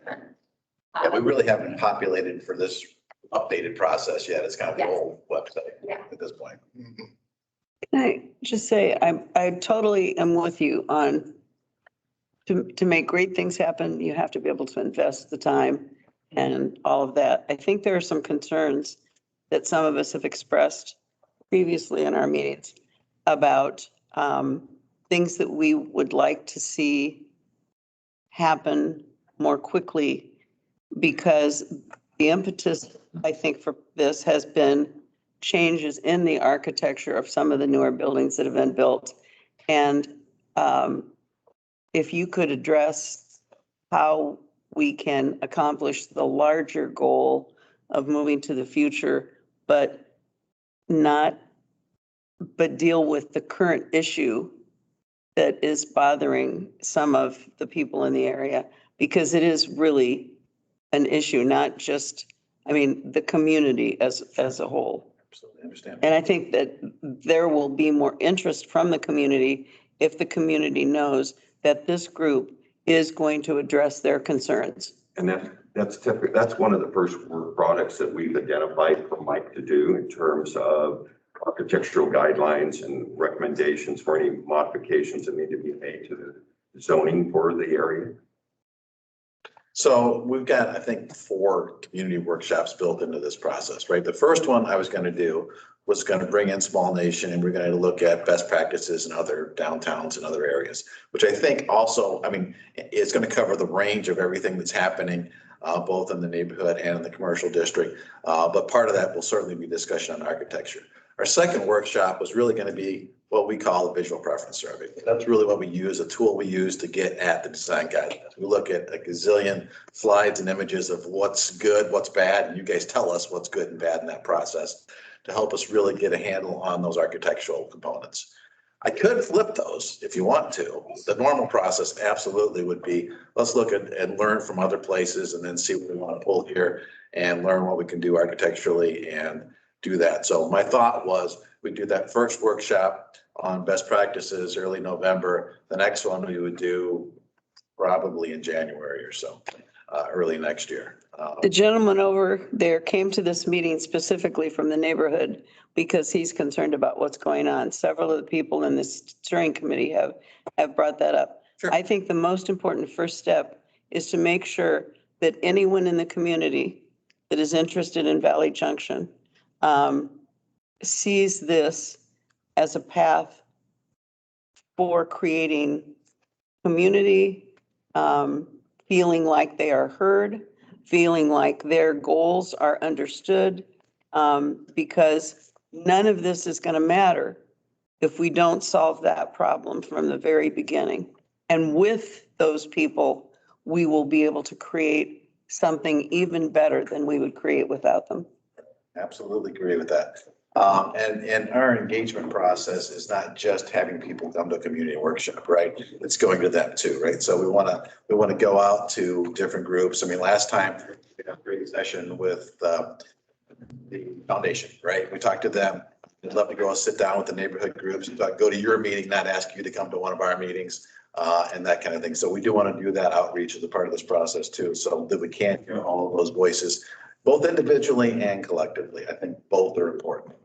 And the visual preference survey, oh, sorry, man, just to hit on it, the visual preference survey that Mike mentioned, that goes out to everyone. We news blast that out. We would, you'd share that out. It focuses, I was taking notes over there because so much of what you were just sharing on the design process and the focus of materials, proportions, scale, public art, vegetation relief. We will include big picture elements and also very granular elements as part of that survey. So we can really get down into the details. So it defines that look, feel. So typically we do that in two ways. We'll make it available online, so literally anybody can go on and do it. But then we'll also have a community session where we kind of do it live, get results live, and that gives us a chance to have a dialogue about what you really liked about certain things, what you really didn't like to do about other things, and that we found works pretty well to get that kind of input. I'm glad you brought Small Nation on. That sounds, or Clyde brought it up or whatever, because that sounds like a really cool, I mean, it sounds like it fits right in with Valley Junction. Yeah. One thing I want to mention, and I don't know if you have any thoughts about social media. I see comments like they're tearing everything down in Valley Junction. I'm not going to shop there anymore. I mean, which is ridiculous. Social media, it's bad, but it can be good. And I don't know if you have thoughts on how we can tame some of this, because they're seeing these things that don't fit in and they're panicking. People, my customers, I hear it every day. So yeah. What's your thoughts on social media? With social media, we use social media as a way to spread awareness about the events, about the workshops, about how folks can get in touch with us. We don't use social media as a way to take input. We want to engage with folks and let them know about how they can take the survey. We want all input in one collective place. Social media is all, over. It's a great tool for getting the word out to specialty interest groups, to neighborhood organizations, but it's not possible to, scan everything and get input. It's just not an efficient or predictable way to do things. So we point them to the tools. Like Mike said, we can go to them, we can go to meetings, we can do workshops. We really want to be flexible in making sure we hear from everyone. And we need your help in that process too, right? You guys as ambassadors for this project need to let us know that the neighbors are really concerned about X that you're seeing on social media, so that we're aware of those things. If there are Facebook likes that I need to do so I can see their feed, tell me what those are so that we know, because we do want to understand those issues and concerns. We are not going to respond to every comment that we see on social media, because that's not a game you can really win, right? But we do need to know that they're out there and what's being said, and we do need to listen to that. I mean, what I've seen, I just went through a process. We did a downtown plan in Morris, Illinois. It doesn't really matter where it is, but one of the components of that was the branding component, right? Everybody's got an opinion on a branding effort, right? And so the original branding thing came out of the committee, got presented. I wasn't able to make that particular meeting, essentially got trashed, right? But we were able to take that now and spin it around with a revised logo, got the input that we needed, and now everybody's really excited about it and gets it. So you do have to take those things and see what you can do to flip them around. Yeah, okay, good. We recognize there's a lot of passion, there's a lot of perspective, and you guys all are here to help point us in gathering that too. Okay, that's the general process and the timeline. We, for the most part, love to listen to you guys. Now, there'll be times in this process where we're filling a role of educator and explaining stuff, and particularly when we get into design guidelines and some of that kind of stuff, we got a significant educational role. But one of our main roles is to really facilitate things. So what we're going to do right now is go to that second page, which is the anatomy of a community character. We're going to talk about those things. Aaron's going to be kind of doing some schedule as we kind of talk through these things. But you know, we know that, you know, this study area is much broader than just Fifth Street, right? It's this whole neighborhood in this corridor, right? So we're looking at both commercial areas of this area that exist now, maybe here in the future, as well as the residential neighborhood in the area around it, right? And we know that we were watching the video of some of your earlier meetings, and you guys did some surveys internally, talked about some different things. And one of those things was the community character of the area. That character could be defined in a lot of different ways, and it may be different between different people in this group or even in the community. So what I want to do is kind of talk a little bit about how you would define the character of historic West Des Moines so that we've got a good understanding of what it is today in your mind. And you can also be thinking a little bit about the future and how you would like it to transition or stay the same in the future. So the first one we want to talk about is the look of the area. What I'm going to do is we're going to do step 1 and step 2 focused on commercial things. And then step 1 and step 2 focused on residential areas in the neighborhoods. And then we'll talk about the overall vibe as a third step, right? So you can actually fill that out if you want to and turn it in before we leave some exact words. But I kind of just want to go around the room, first of all, and talk about when you think of the character of the commercial area, mainly Fifth, in this historic West Des Moines area, what comes to your mind in terms of how you would describe it? What is particularly special or unique about this area? Debbie, I know you've been here for a while, so you want to start? We're just going to go around the room. It tells our story. It tells your story. Okay. Yeah, I've been to a lot of different business districts, and this one does stand out a little bit in my mind, right? It is unique. So I get that. Okay.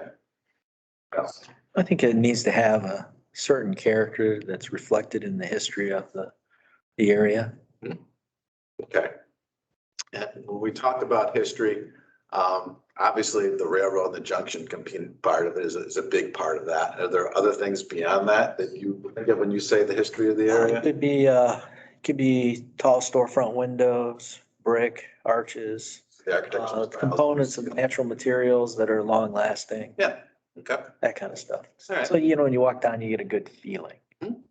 Absolutely. All right. Good. Vicki. Inclusion. Inclusion. Okay. Cool. I moved out here in 1970 because I liked it as a historic small town business place that had a lot of opportunity to not be like a sterile mall.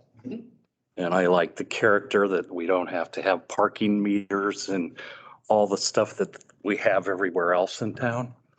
So I came down here for the history and the fact that it was a small town within a big town. It still is. It still is, and we have to grow, and it's a cool place. It is completely. Has a lot more potential too. Absolutely. Meredith. I like that it's eclectic. You know, you have varying architectural styles and periods. You have, you know, buildings that are built in 1911. You have mid-century modern. You have, you know, newer buildings now too. So I like the fact that it tells different periods of our history throughout the buildings. Okay. Nate. So I come from a construction background, so I like attention to detail. So you look at like the brickwork, you see the engravings in it, Yeah. the arch brickwork, it's just all the fine details, the storefronts, all of it just makes the character, the walkability when you go down it, that builds the neighborhood right there. It really does. I appreciate you guys' comments earlier. If you look at the older buildings and you look at the brickwork and you look at what we just looked at, and no offense, I get what they're doing, the other thing, but there's a difference. There is a huge difference. Thank you. Yeah, absolutely. Sam. Yeah, I think the materiality and the scale and the people. Okay. People are what give it life. Absolutely. And we certainly have a variety of active people in historic Valley Junction area, not only residents, but visitors. Okay. Leo. I'd like to make it a destination stop. Okay. I think we need a few more shops around, but I like West Des Moines. Mhm. And I think it's probably about the best it's been for a while. Yeah. Yeah, there's definitely more restaurant business than last time. Yeah, I think we need more shops around too. Okay. A lot of side streets could use some places. That's true. That's true. Okay. Mitchell. I like the human scale of Fifth Street. So the fact that in 5 minutes I can walk past 10 storefronts. You can't do that. The malls, or if you go inside them, but no one does that anymore. Yeah. Yeah, it's sad. Mauer's moving out, although I guess they're going to. Mhm. No, the human scale is nice. The fact that you can walk around the whole neighborhood. I mean, it's really easy to set up like a mile track or whatever in this whole area, and you're not crossing huge streets or trying to, dodge out of the way of traffic usually. Pictures today and standing in the middle of the street. I'm actually comfortable doing it here. A lot of things. The way I would do it. Definitely room for improvement. Waited for you. It's a hazard of my profession. I'm still alive, so it's okay. Yeah, I like the scale. It's walkable, Absolutely. Yeah, very cool. Steve. I'd echo the same thing, compact and comfortable. Okay. So it is. Man. It's not fair to be last. I like the fact that every business is unique, every building is unique, and it is walkable, and it's just, there's nothing like it. Yeah. We need more retail though. Every time an office moves in, we lose that valuable retail space. So the look of it though is mostly retail. Yeah. I like that look. Absolutely. Okay. And also we have, online too. Yes. if we can have Catherine unmute herself and just tell us your thoughts. Yeah, Valley Junction is a place where I always see people that I know and love and family, and going up and down those streets, I always run into somebody that I know. And so Valley Junction to me is community. It's people. It's home. I love the vibrancy. I love the restaurants, the retail, and I just, it's a place to go and gather. And it has a lot of meaning for me. Every time I go to Valley Junction, my heart is there, and it's a place to attract people from all around the Midwest and the world. So it's a huge attraction tool for our city. It really is. So I'm excited about this. All right, next we'll ask Julie for her comments. Well, I have a lot of dittos, but I think maybe a slightly different spin is that, KCL came to Valley Junction because of the walkability and being able to go to restaurants and take clients out and go for a walk over lunch and all of that. And I think that the historic nature of the district sets the tone for that style and that comfortable feeling. And so I like that it's rooted in that history that kind of makes you feel like that you want to walk out, be engaging and experience, small businesses and expect to run into friendly faces. It's just what you kind of expect from the historic nature. But I also like that it's a place people want to be.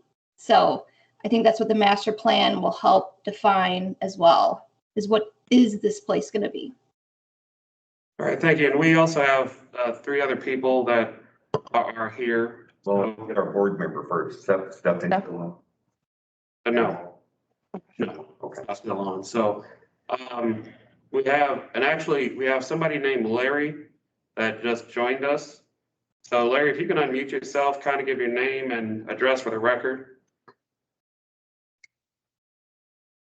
Right, I think he was wanting just to get board input, committee input, not necessarily other input at this point. Well, this is more for the record.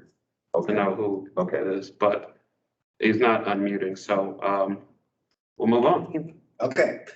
We're gonna go back around. Some of the comments you guys actually had really kind of related to the feel and the character of the area. So but let's give you another chance to throw something out to the pot here about the character. I heard words like it's home, which is a kind of feel character thing, right? But if there are other things that just in terms of the feel of, again, commercial area, we're talking primarily along Fifth, and then we'll get into residential in a second. So now I'll let you go first this time.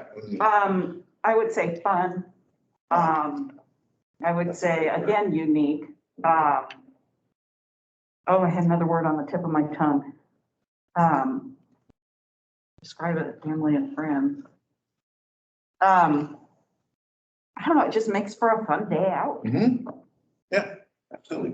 It absolutely is and unique for sure. And I I couldn't find anywhere else last time I'm here. I will probably do it again this time. So, Steve. Active. Active. Good word, Mitchell. Mature. Mature. Okay. Like that. Leo. Just a good place to be. Good place to be. Absolutely. All right, Bill. Pretty hard to beat Cleo's. Yeah. Definitely is. You're just gonna second that one, or you want to give me another one? Second. Gonna second that one. I All don't right, think good one. place to be. It definitely is. You can make that folder there. Nate. Commercial feel, I don't know.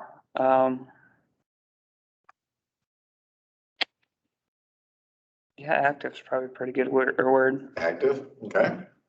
Cool. Let's say experiential. I mean, it takes going somewhere and buying a gift to a whole nother level because you can stop at a gallery while you're here. You can grab something to eat. You can make your own candles. So there's varying things that you can do while you're here instead of just shopping.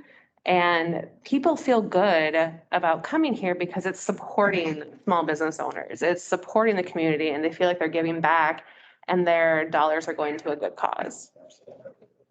Experiential is a good word. Like that.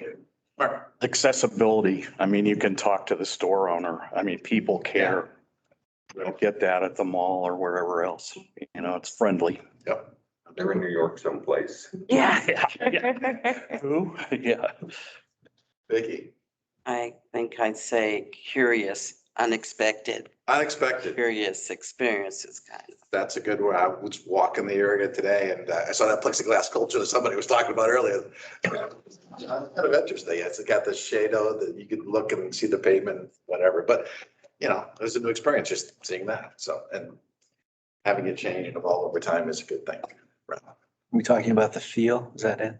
Yeah. Essentially. Yeah.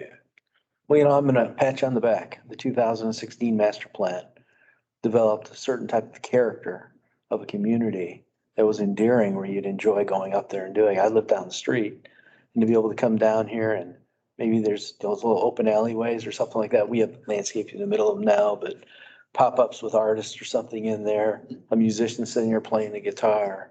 They feel welcome and they fit right in as part of our community. And I think that's kind of what I like about it.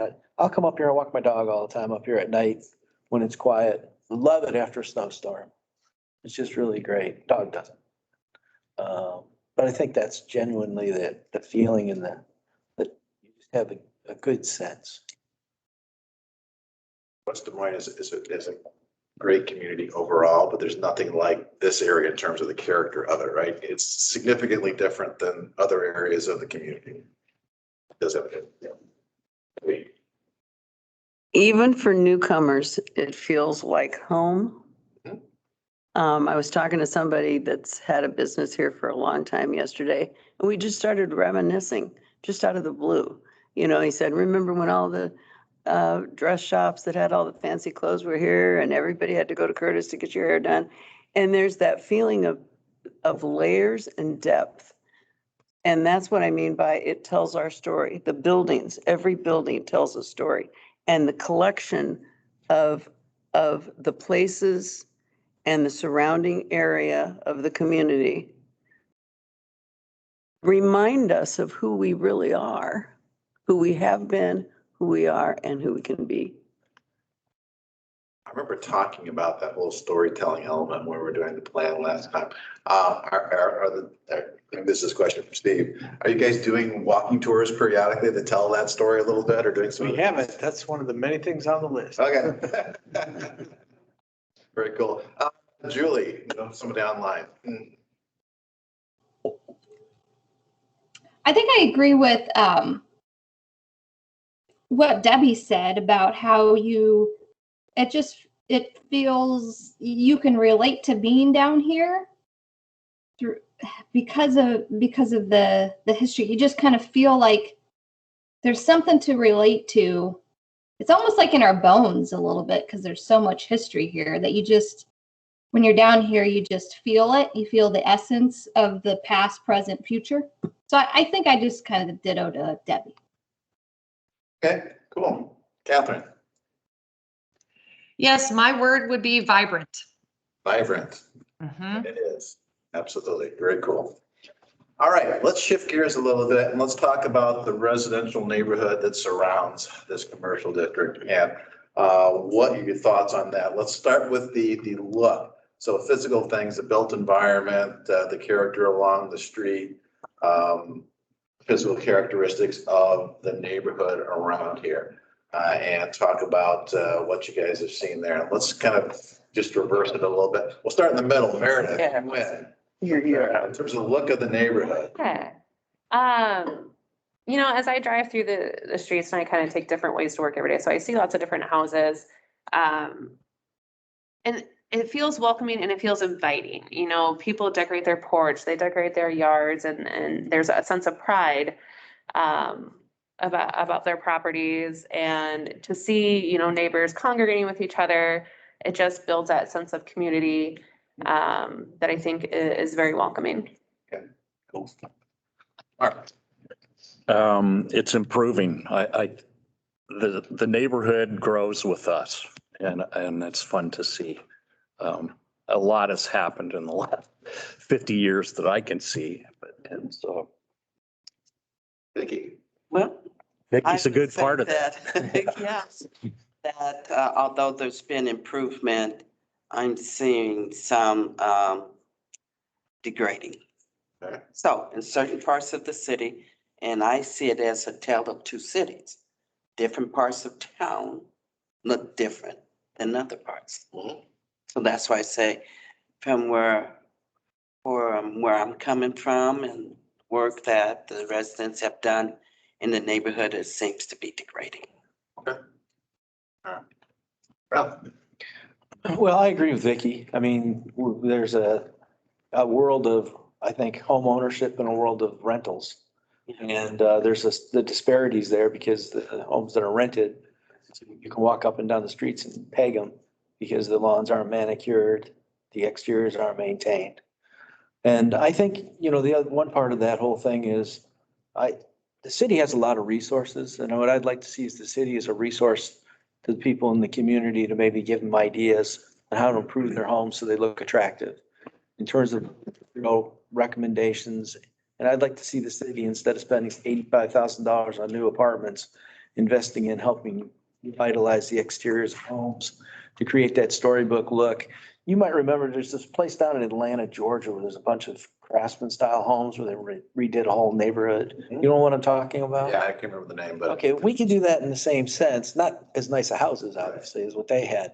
But that street, whenever I go to Atlanta, I'll go down there and I'll walk around the neighborhood because it's so inviting. Yeah. And I'd like to see a little bit more of that from my perspective. And I'd like to hold the city more accountable for enforcing the codes and things like that to make certain that people are, not dealing with the cars with the flat tires and things like that. I think those are little things that we can do to start dressing it up. And then we can create these incentives or opportunities to continue to enhance the area. As the retail area improves, so can the residential area improve. And I think personally that we're in a very unique situation in Valley Junction. And when I say that is we've had this major growth in the downtown area of Des Moines with the lofts and everything else. And knowing friends down there that are getting sick of the lofts, but they love the idea of the traditional neighborhood design that allows them to walk to a restaurant or go take care of their services without getting into a car. I think we're kind of that next step. And I think the future of Valley Junction is unlimited in terms of real estate potential, because I think people want to come here and want to be here. There are people, I'm in real estate too, but there are people who want to come down here that can't find a house to live. And there are people that are willing to invest a lot more money than what it's worth to invest in a house because they would love the house. And so I think I'd like to see the city promoting that endearing quality of people that have a love for these homes. And there's a lot of really, when you start looking around, some really cool houses. No, I remember when we were doing the study last time, the word, even at that time, was the houses didn't stay on the market long in this general area. And I'm sure it's 20 times worse now than it was back then, right? Within hours. Yeah, within hours. If it's on the market more than 4 hours, there's a problem. Yeah, okay. I think of it as kind of the antithesis of a planned development. I mean, you look at each house and you can see that it's evolved through time. Some of them are more manicured, others, but even though there's this diversity, there's this commonality. It just feels like a regular neighborhood. And this isn't the look, but the passion of the people in the community is just big.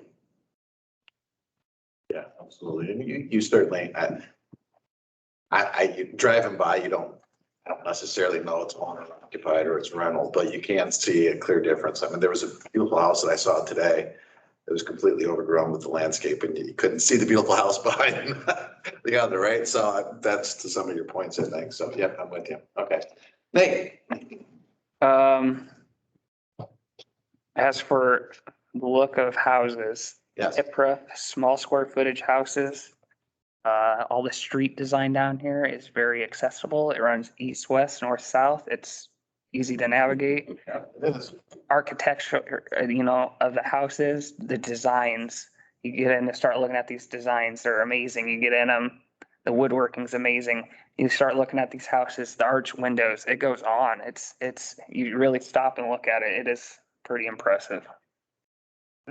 Cool. Yeah. Just simply scale of the neighborhoods. Yeah, it does have a unique scale. Absolutely. Yeah. I'm hoping that as we make our businesses better, that we get our neighborhood better. Absolutely. Yeah.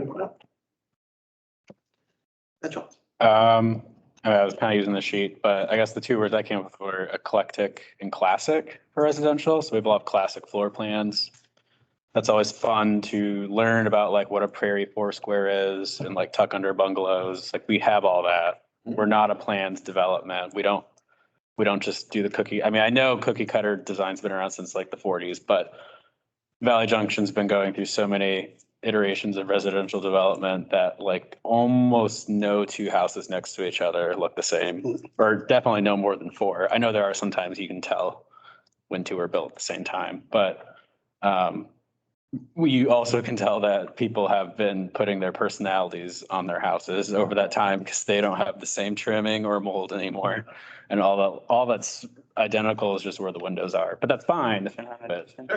Well, which is subjective. Some personality. Yeah, that's another word I came with, personality. Personality, it's good. Yeah. I guess I'd echo like, the grid pattern is very regular. It's again, kind of a compact feel. I see also as very working class. These are not grand houses with, half acre lots. It's, none of them really stand out to me. There's not like, oh, that's a big new house plopped down in the middle of a bunch of small houses. So kind of a cohesive feel. And you really haven't, I haven't had a chance to drive the neighborhood again this time around. I know 5 years ago, there hadn't been, some suburban communities around municipality, major metropolitan areas have an issue with tear down, right? They tear down the small houses and they build big houses that are on a scale and character. You've not really had that problem yet. Not in the houses. I understand. Yeah, different story. Dan? Diversity in one block, you can have really well taken care of houses. In another block, you can have horrible looking houses.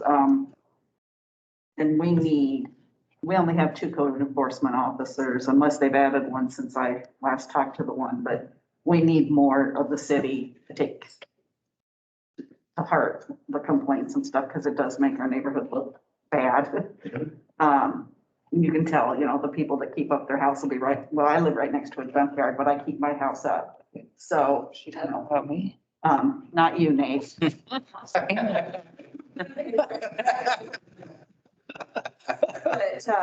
I say diverse. I like how every house is different. Yes. And that does, even though every house is different, we have like a character of a neighborhood coming together, a feel of togetherness.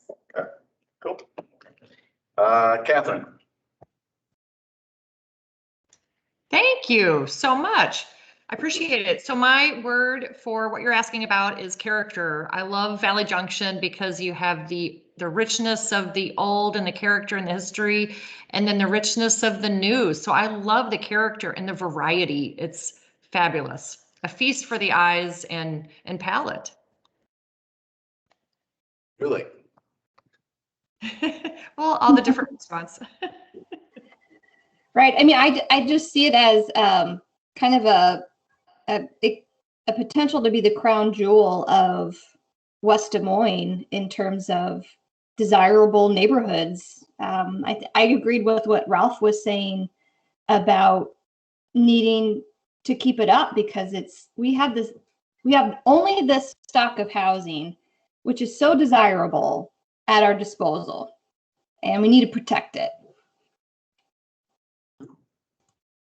Could I interject something on here? Sure. If I could. I think everyone's overlooking the fact West Des Moines started as railroad, the railroad repair yard. It was laid out, and my word for it is blue collar. Start at the 100 block. You were closer to the repair shops. You had a smaller house. Went further up in the 500 block. You got a bigger house. You got a 2-story. You got more square footage. Ralph, I believe some of the lots in the 500 or Clyde, some of the lots in the 500 block are bigger, aren't they, than they are down in the 100 and 200 block? There's all 50-foot frontage. So it tells the story that way. And I think everyone's kind of overlooking that. Clyde, which 2 houses in the 100 block along railroad are boxcar houses? I don't know if we have that many left anymore. Left, I think. I know there were some. What he's talking about is that when the railroad went to break the strike, they brought African-American and Hispanics up from Texas. And 1914. Because there were like 600 people that were striking, they couldn't house them north of the railroad tracks. So they ended up moving boxcars in on the south side of the railroad tracks and set it up as houses where people lived. Well, later on, everybody, things got, more integrated and people forgot about that. They moved a lot of those to the north side and had them as home sites. And a lot of times they would put 2 together to make a halfway decent sized house. I don't think we have any. Kind of like a storage container house that you're saying. The flood of 93 took out a lot. Even past with me one decade. Is that why we like that? I'll send you an email. We've been you see them all from the front. Just tell you. It could be. What street? So thanks so much for coming. I'm very, you gotta drive by and try to figure out where they are. Sometimes there's houses that get subdivided up. Thank you for coming. Entrances in for each of the individual residences. Might have been multiple dwellings. All right, so we were looking at the look of the residential areas. Some of your comments actually were based upon the feel of the area, which is absolutely fine. But I'm just gonna open it up now rather than going around individually on the feel of the residential area. Anything else you want to add about the feel and the character of the area, particularly residentially? So I'll do them one at a time, then when you raise your hand. So Vicky, go ahead. Yes, I just wanted to add on to what Nan said about the diversity. I think historically, the Valley Junction neighborhood has diversity, and it continues to have based on race, age. That's part of the vibe to me. Absolutely. That you have younger people as well as older people. You have generations, familiar generations, and you have different race and ethnicity. Absolutely. Vicki, how many generations of family do you have live around you? 7. Wow, impressive. Let's go. I'm sorry, Not Dan. included. I think You never know. to walk the streets at night. The worst, well, usually the worst crime we have is vandalism, usually. But I mean, for me, I feel safe, or I wouldn't have moved here. Other words. I would kind of. I like the variety of age. Oh, I'm sorry. Quiet. Yeah, because I walk around in the evening. It's safe and quiet. Guys want to hear gunshots? I to kind of build off both of you. When I've lived out in the suburbs, everybody was like the same age and very similar. When we moved here, we got little kids next door with a young family. We got a lady across the street that's very elderly. And that kind of diversity of age is actually kind of neat. And it makes it kind of nice, and the one lady across the street, she'll, she's by herself, she'll watch our dog, probably knew like 2 neighbors out in my suburb house that I knew, nobody else. It seems around here, especially when you walk around a lot, you get to know people. But I do like that variety of age. I never thought about it before. Go next door and borrow a cup of sugar or egg. Yeah, you could do that. We did. Yes, Nate, go ahead. For feel, we got a charm like no place other around us, and then family friendly. We got a neighborhood where your kid can go play out in the front yard and you don't have to fear that a car is going to come flying down there and smack your kid. It's different from anywhere else in the city. Now to put the little yellow signs with the orange flag sticking out. Maybe a planner thing, but nonetheless, I hear what you're saying. That's good. That's safe. Okay, we're kind of running really long on time here, so I'm going to try to speed things up a little bit. We had a last question on here about the vibe. Do me a favor, just fill in the answer to that question and turn it into me at the end and before you guys leave. But welcome to historic West Des Moines community. That is, give me a word or a phrase. Baddest woods on the side of town. I'm not going to do that. Just do things. All right, Aaron, give us a quick recap of what we've heard so far. So I'll start on this side, where we started to talk about the areas. First and foremost, it was focused on our moving from past, present, how it the area. That's where Valley started. It's about community, inclusion, encouraging walkability, team feel, development, contact, comfortable. Again, it goes always back to people. In terms of the style of the area, a lot of great detail here, the tall windows, the materials like wood, the fact that it's a small town and a big town, the best of both worlds. The different eclectic types of shops and architecture from different periods. A desire for more retail, more shops, but there's not this destination to still home.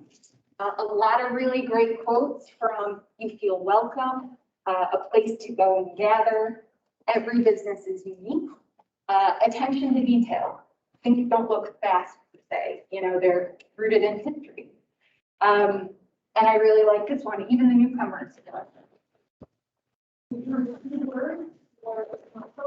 Friendly, endearing, one day out, unique, active, mature, good place to be with 3 exclamations. Supporting small business, it's accessible. You can talk to the owner. That's not something you get in a lot of bigger towns, and it's curious, unexpected. Ties back to that eclectic nature as well. From the neighborhood perspective, which also connects into goal two, kind of chicken or the egg, improvements to the neighborhood, mean improvements to the commercial. It's evolved through time. I think the word I heard most was diversity, that through people and different generations, as well as the architecture. In fact, that was dictated by the railroad routes and the folks who were initially here and founding the community, and how that's kind of progressed on the different streets over time. So that smaller scale, the architectural detail, the fact that it's classic but has personality, it's accessible, it's compact, it's walkable. There's a sense of pride in the community, but also the need for TLC, that there is a disconnect and degrade in areas, that code enforcement and incentives is desired, more city involvement or support, that there's some disparity between the rentals and the homeowners rooted in there. And again, that desire for investment. Richness of character, a feast for the eyes. This is another really big quote. Is there anything up here that you'd like me to put a big asterisk line under? Is there anything that you all communicated that I Miss anything, but if I may add, and as I say this, take into consideration my personal place that I'm at right now. My mother just passed, and she was a legend in the community. But I want to just give compliments to the businesses on Fifth Street because it's therapeutic. And even before my mother passed, whenever I just wanted to walk and relax and, think about things, it was therapeutic. That was like my therapy.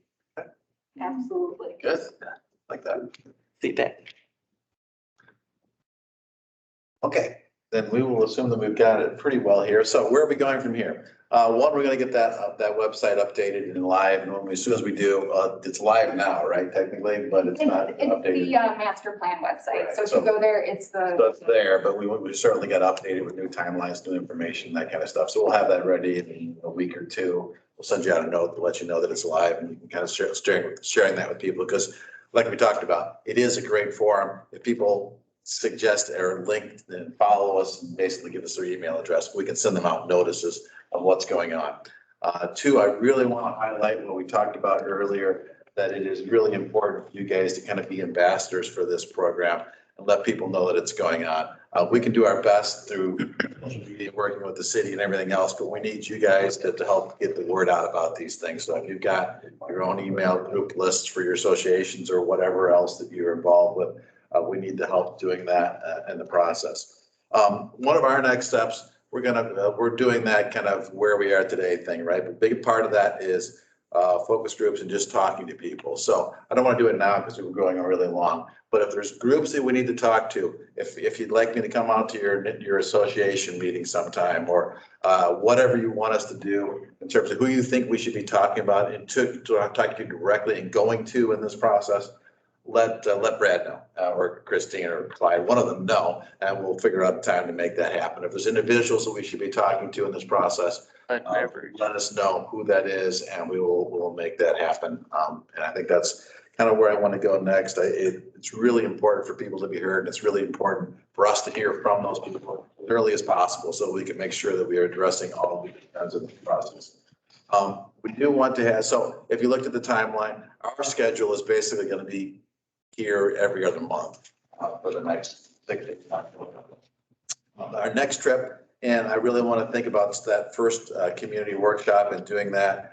So I'm thinking that that's probably going to be around the first week of November. I've got to coordinate with Small Nation on schedule and that kind of stuff. But in general, what we would generally like to do is schedule maybe like back-to-back nights, if that's possible, where we'd have a steering committee on a Wednesday night, maybe a Thursday night, have that community forum, if that makes sense to everybody. Is that conceptually okay?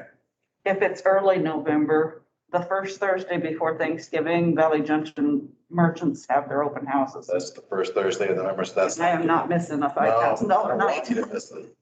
Absolutely, okay. First Thursday, all right. So we will take that into mind. The first Thursday of November. The Thursday before Thanksgiving. Oh, the Thursday before. So if we did it November 4th, 5th, or 4th is the Thursday, I think. Yeah, So that would be yeah. okay. There's a sip and shop that night. Giving and on is. I don't miss those. Yeah, there are some events, but Maybe it the should. foundation can get you, because there is, I think, like a 2-week gap where we don't have events. Okay, we'll look at that and we'll figure out something that's not conflicting with other things in the community. Okay. And it could be an opportunity to dovetail with an event too, if. Yeah. So, We planned that as well. Joe, Steve, could you possibly send them your schedule of upcoming events? Other questions? Us? I'm very hesitant to mention this because I know we all have a million things flying at us. But I keep having this desire. I wish we could have some kind of either closed Facebook group or something for those people that are interested. Like if you could just send your pictures of the things you're talking about to come to the rest of the steering committee so that we know, or I could send my picture of the train relief thing, or, again, just communication within the steering committee. Anything that enhances anything like that, I think is really good for those who are interested. Possibly, yeah. Well, we have, Send it over email? we do have email as an option. We do have the SharePoint site, which is a site that you can upload information to that everyone can see as well too, so. It doesn't recognize me. Okay, well, we'll have to work on that, but you do get email, is that correct? Yes. Emails, okay. So we can. And that's fine. It doesn't have to be any certain thing. I just think it would be, if everyone can upload things to the SharePoint site, then that serves that purpose and that's And fine. if you feel free to just email each other. I just, you can just, the last invitation, for example, I sent on Friday for everybody.